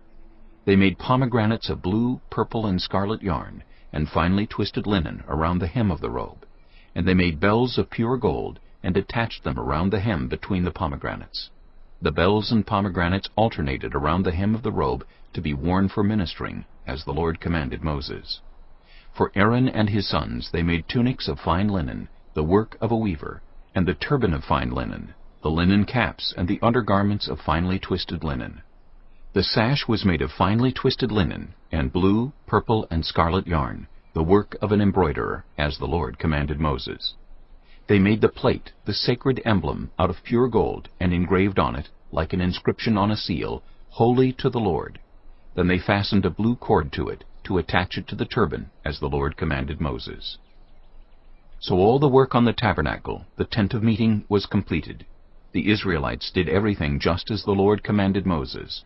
Then they brought the tabernacle to Moses, the tent and all its furnishings, its clasps, frames, crossbars, posts, and bases, the covering of ram skins dyed red, and the covering of another durable leather, and the shielding curtain, the ark of the covenant law with its poles, and the atonement cover, the table with all its articles, and the bread of the presence, the pure gold lampstand with its row of lamps and all its accessories, and the olive oil for the light, the gold altar, the anointing oil, the fragrant incense, and the curtain for the entrance to the tent, the bronze altar with its bronze grating, its poles and all its utensils, the basin with its stand, the curtains of the courtyard with its posts and bases, and the curtain for the entrance to the courtyard, the ropes and tent pegs for the courtyard, all the furnishings for the tabernacle, the tent of meeting, and the woven garments worn for ministering in the sanctuary, both the sacred garments for Aaron the priest and the garments for his sons when serving as priests.